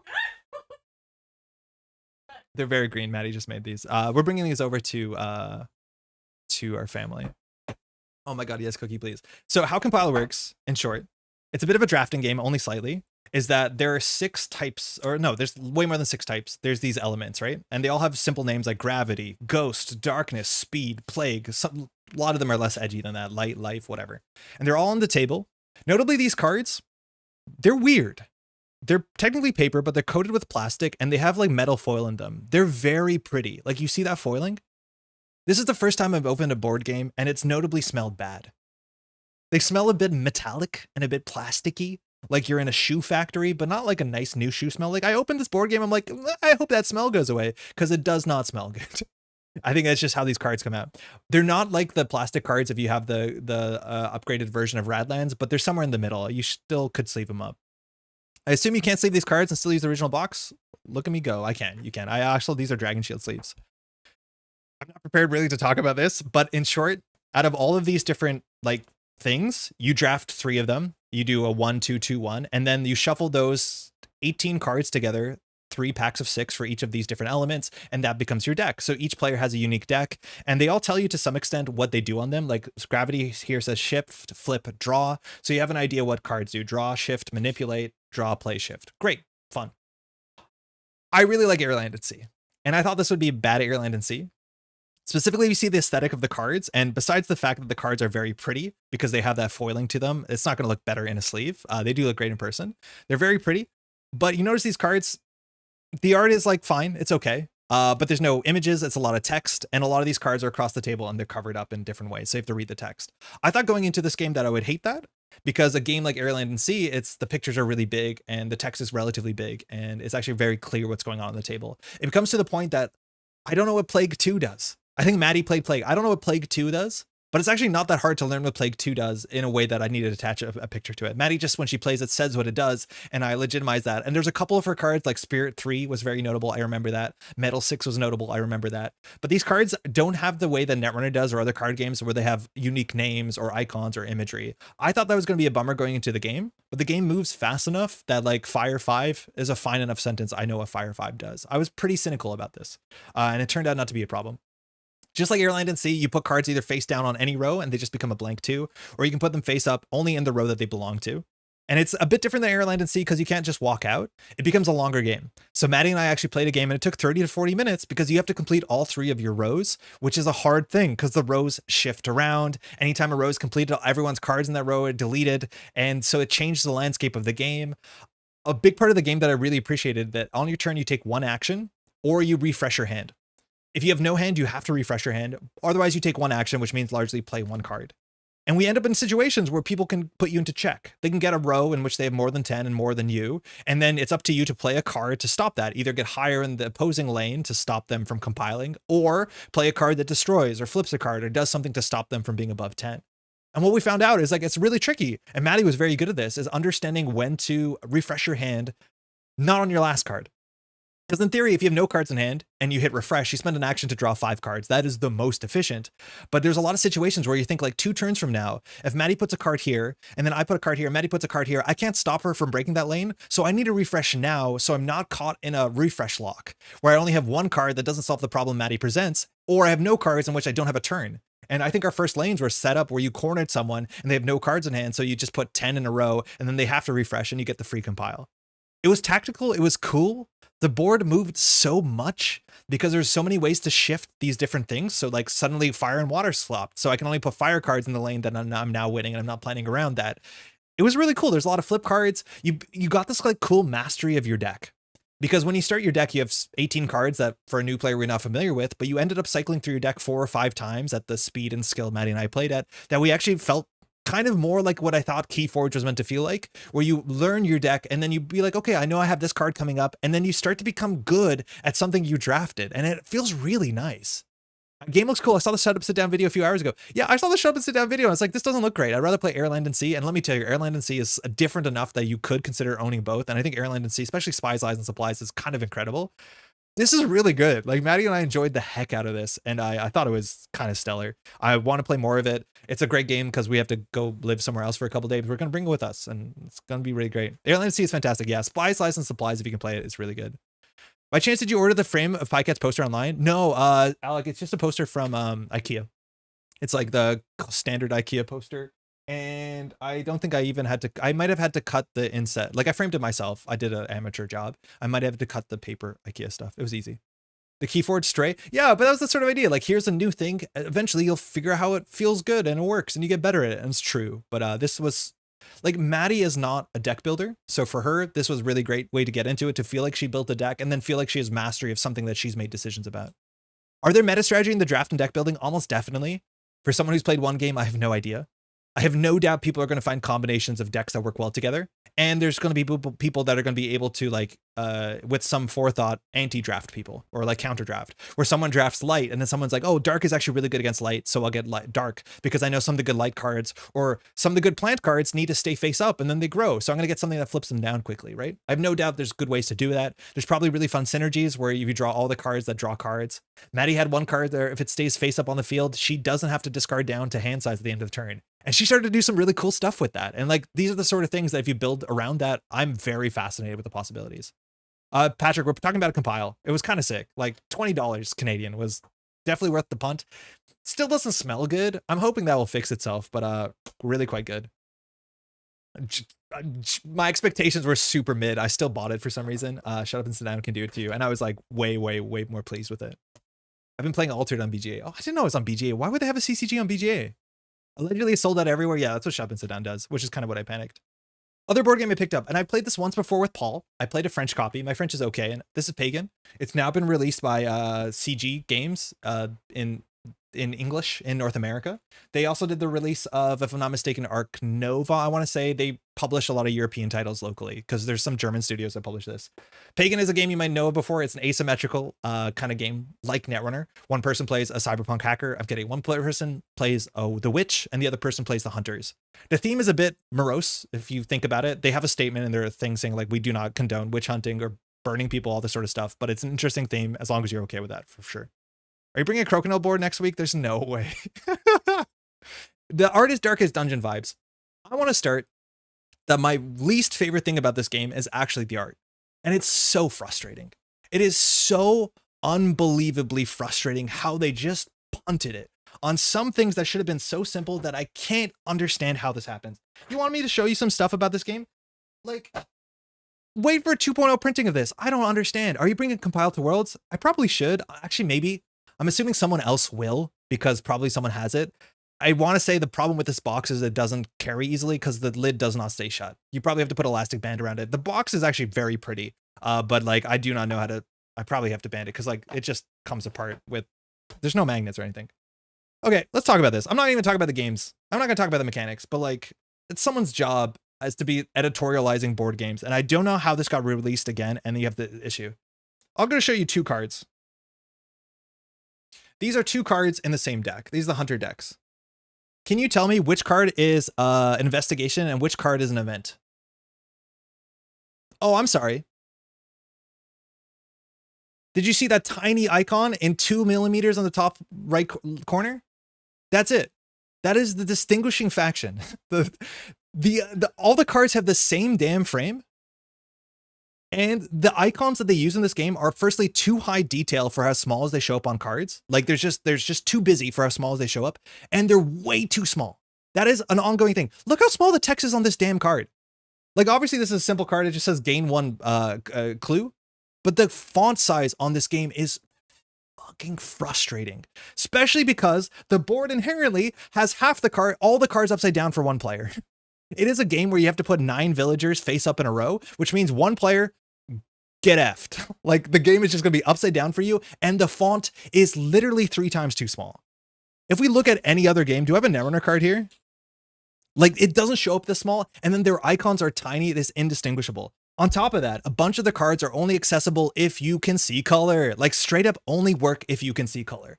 I do not know how this got published. If the font on this could have been 3 times as big, and I know they need to keep some limitations because eventually cards will have more text on them, but just in no way is this font big enough. This sucks. It really, really sucks. And it makes me so angry when I'm playing this game because these are trivial things to fix. Like why is these icons, why are they so small?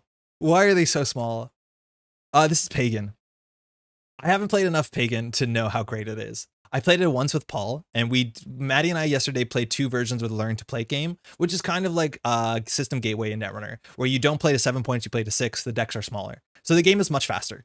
I think one of the criticisms I've heard about Pagan is the game can be plodding and take a long time, and Maddie and I haven't seen that yet, because both of our games where we swapped sides, and I'm actually pretty surprised Maddie wanted to play the Hunters. Generally, she'll only play the Witches and stay away from the Hegemony, but she actually did want to see the Hunter side. That's a huge success for the game, because the sides do play different. It's asymmetrical. It's a bit of a hidden roles game to some extent. The idea is that at the beginning of the game, the Witch pulls a 1 card out of the 9 villagers, and that's the person you need to do the ritual on to protect nature, while the Hunter is trying to kill the right person and not to kill too many wrong people. That's the idea, and Maddie actually enjoyed both sides. I think that's a huge success. We recently played like Sniper Elite, and that is a hidden roles. Well, no, it's a hidden movement game where you can either be the guards or the sniper. Maddie hates being the guards. Just not her thing, stopping things from happening. But the fact that you can just start killing people and, like, you know, sending the dogs out, she kind of enjoyed it, which is great. The text boxes feel so empty. Yes, I feel like they're obviously, these are like, this card just says draw 3, but like I cannot read this from any distance. It makes any sense. I'm so frustrated by that, especially the icon thing. Like, why do they not have different frames? Like, all of the events should have a different frame. All of the familiar should have a different frame. It is frustrating. Only the boxes darkest dungeon art. Yes. Some of the text boxes, the art in there is like, it's okay. It seems a bit simpler. And some of the cards have more complicated text box, but like this box could be twice as big, right? Like this. Anyways, I need to play more of this. I know a lot of people like this. There's some effusive reviews from old Netrunner players that they really like it. The basic actions you take are really plotting. Like what I've played from the game, it's really slow. You put something here, it slowly distributes clues. Somebody puts something there, it slowly distributes clues. And it's a bit of a slow burn. I think both of the games that we played, and we're pretty bad at the game, we ended up in situations where the Hunter had to basically make a 50-50 guess on who the final suspect was. And maybe that's a bit of bad play on the Witch to make it that obvious, or that's what the game comes down to. I honestly don't know. I know when Paul and I played and we were both pretty inexperienced, we played like a 3-hour game. And at the end of the game, the Hunter came down to a straight 50-50 of, do you take the shot and miss, or do you take the shot and win? And I feel like a 3-hour game coming down to a 50-50 is pretty bad. I do not know if that is bad play on both sides. Obviously it is. We're not very good at the game. I think that was like Paul's 3rd game. It was my 1st game. But I'm going to see how that looks. Maddie had a great time playing the 2 Learn to Play games. I did too. I generally want to play more of this, especially because we put a bit more of the complicated cards into it. But it was interesting. I wasn't as sold on this as I was now playing it in English and maybe playing the faster version of it, which might not be right. I played the French version, so I totally didn't notice these issues because I was like, I can't read this upside down anyways. I think it's more common in recent board games where people play test their games on Tabletop Simulator. Yeah, Carrie, I was actually thinking of that yesterday. Be like, there's a chance that this was only prototyped on Tabletop Simulator and you can't see how hard this shit is. Again, I just want to show you this because, man, accessibility for people. So this is a card. This is what a villager looks like. And it's a teal card. That's fine. There's technically a little symbol next to the name that has a little design. Notice how faint it is and how it's overly elaborate for what like resolution and what scale that image showed up in. And when you go to this person, it has a red band on it and you put 2 clues on anybody from the red category. You might notice a problem. Red. Literally red green shows up consistently across all the villagers. I can see color. A lot of people can't. It's like pretty not uncommon. It's like 1 in 10, 1 in 12 people cannot see color the way that most people do. And so you're meant to designate it by a very, very elaborate small symbol that shows up very faintly on top of that. This just sucks. Like, I don't know how stuff like this gets printed. It's super frustrating. I don't. Come on. Like, it doesn't have to be like this. Rumors have it that much like Dracula has to travel with his native soil, you gradually lose strength if you're not within 10 meters of the game with good graphic design and layout. Confirm. I like appreciate that stuff. It's meant to be an object that you're like holding and enjoying and interacting with. And when it's made in a way that interacting and reading it is bad, it obviously, as you can tell, rankles me, if that's what that word means. Not great. Not great. Game could be fine. I'm going to find out more. Tune in for that. But I had a much better time with this in a language I could understand a bit better, in a setting that I think the Learn to Play game is a bit faster. Don't understand meta strategy. Started to understand some things as the game elaborates, like, oh, wait, so all the green people have to deal with money. So all the econ people, one of them died, so econ gets tighter into the game. So you might actually want to kill someone on the econ front. Like, there's some cool things there. The game has a bit of a meta to it for sure. So much about games that use UI, UX way more than I think people appreciate. 100%. 100%. Rush Frustic often talks about colorblind accessibility in video games, something I don't think about enough myself. Yeah, it's a really big deal. I've had some great friends who worked in video game industry, still do, who did accessibility stuff. And for me, it's like opened up my mind a fair bit for that sort of stuff. But it's like, I can't even read your damn cards and I have good vision. I can't even read your thing. And I'm like not even the most extreme side of accessibility. Not sucking. All UI specialists I've worked with are excellent at their job. I wish they were hired for board game development. They are. That's the thing, is they are. I think that some part of your editor's job on a board game studio needs to worry about this sort of stuff. But also, this is the sort of thing that I don't understand how basic playtesting didn't come up. That someone's like, have you noticed that someone has to pick up every single one of your cards to read it? How does that not come up? It's so frustrating for a product that gets printed and put out in the wild. I don't know. There were some mistakes in the rule book too. Like, this is the second printing. How are there mistakes in the rule book? Like, these sort of things just get me in a way that probably I don't need to be that critical about it. A lot of people won't care about this. I want to be very clear. A lot of people won't care. You need to know if you're going to care about this. You probably do by now. But game seems interesting. I'll play more of it for sure.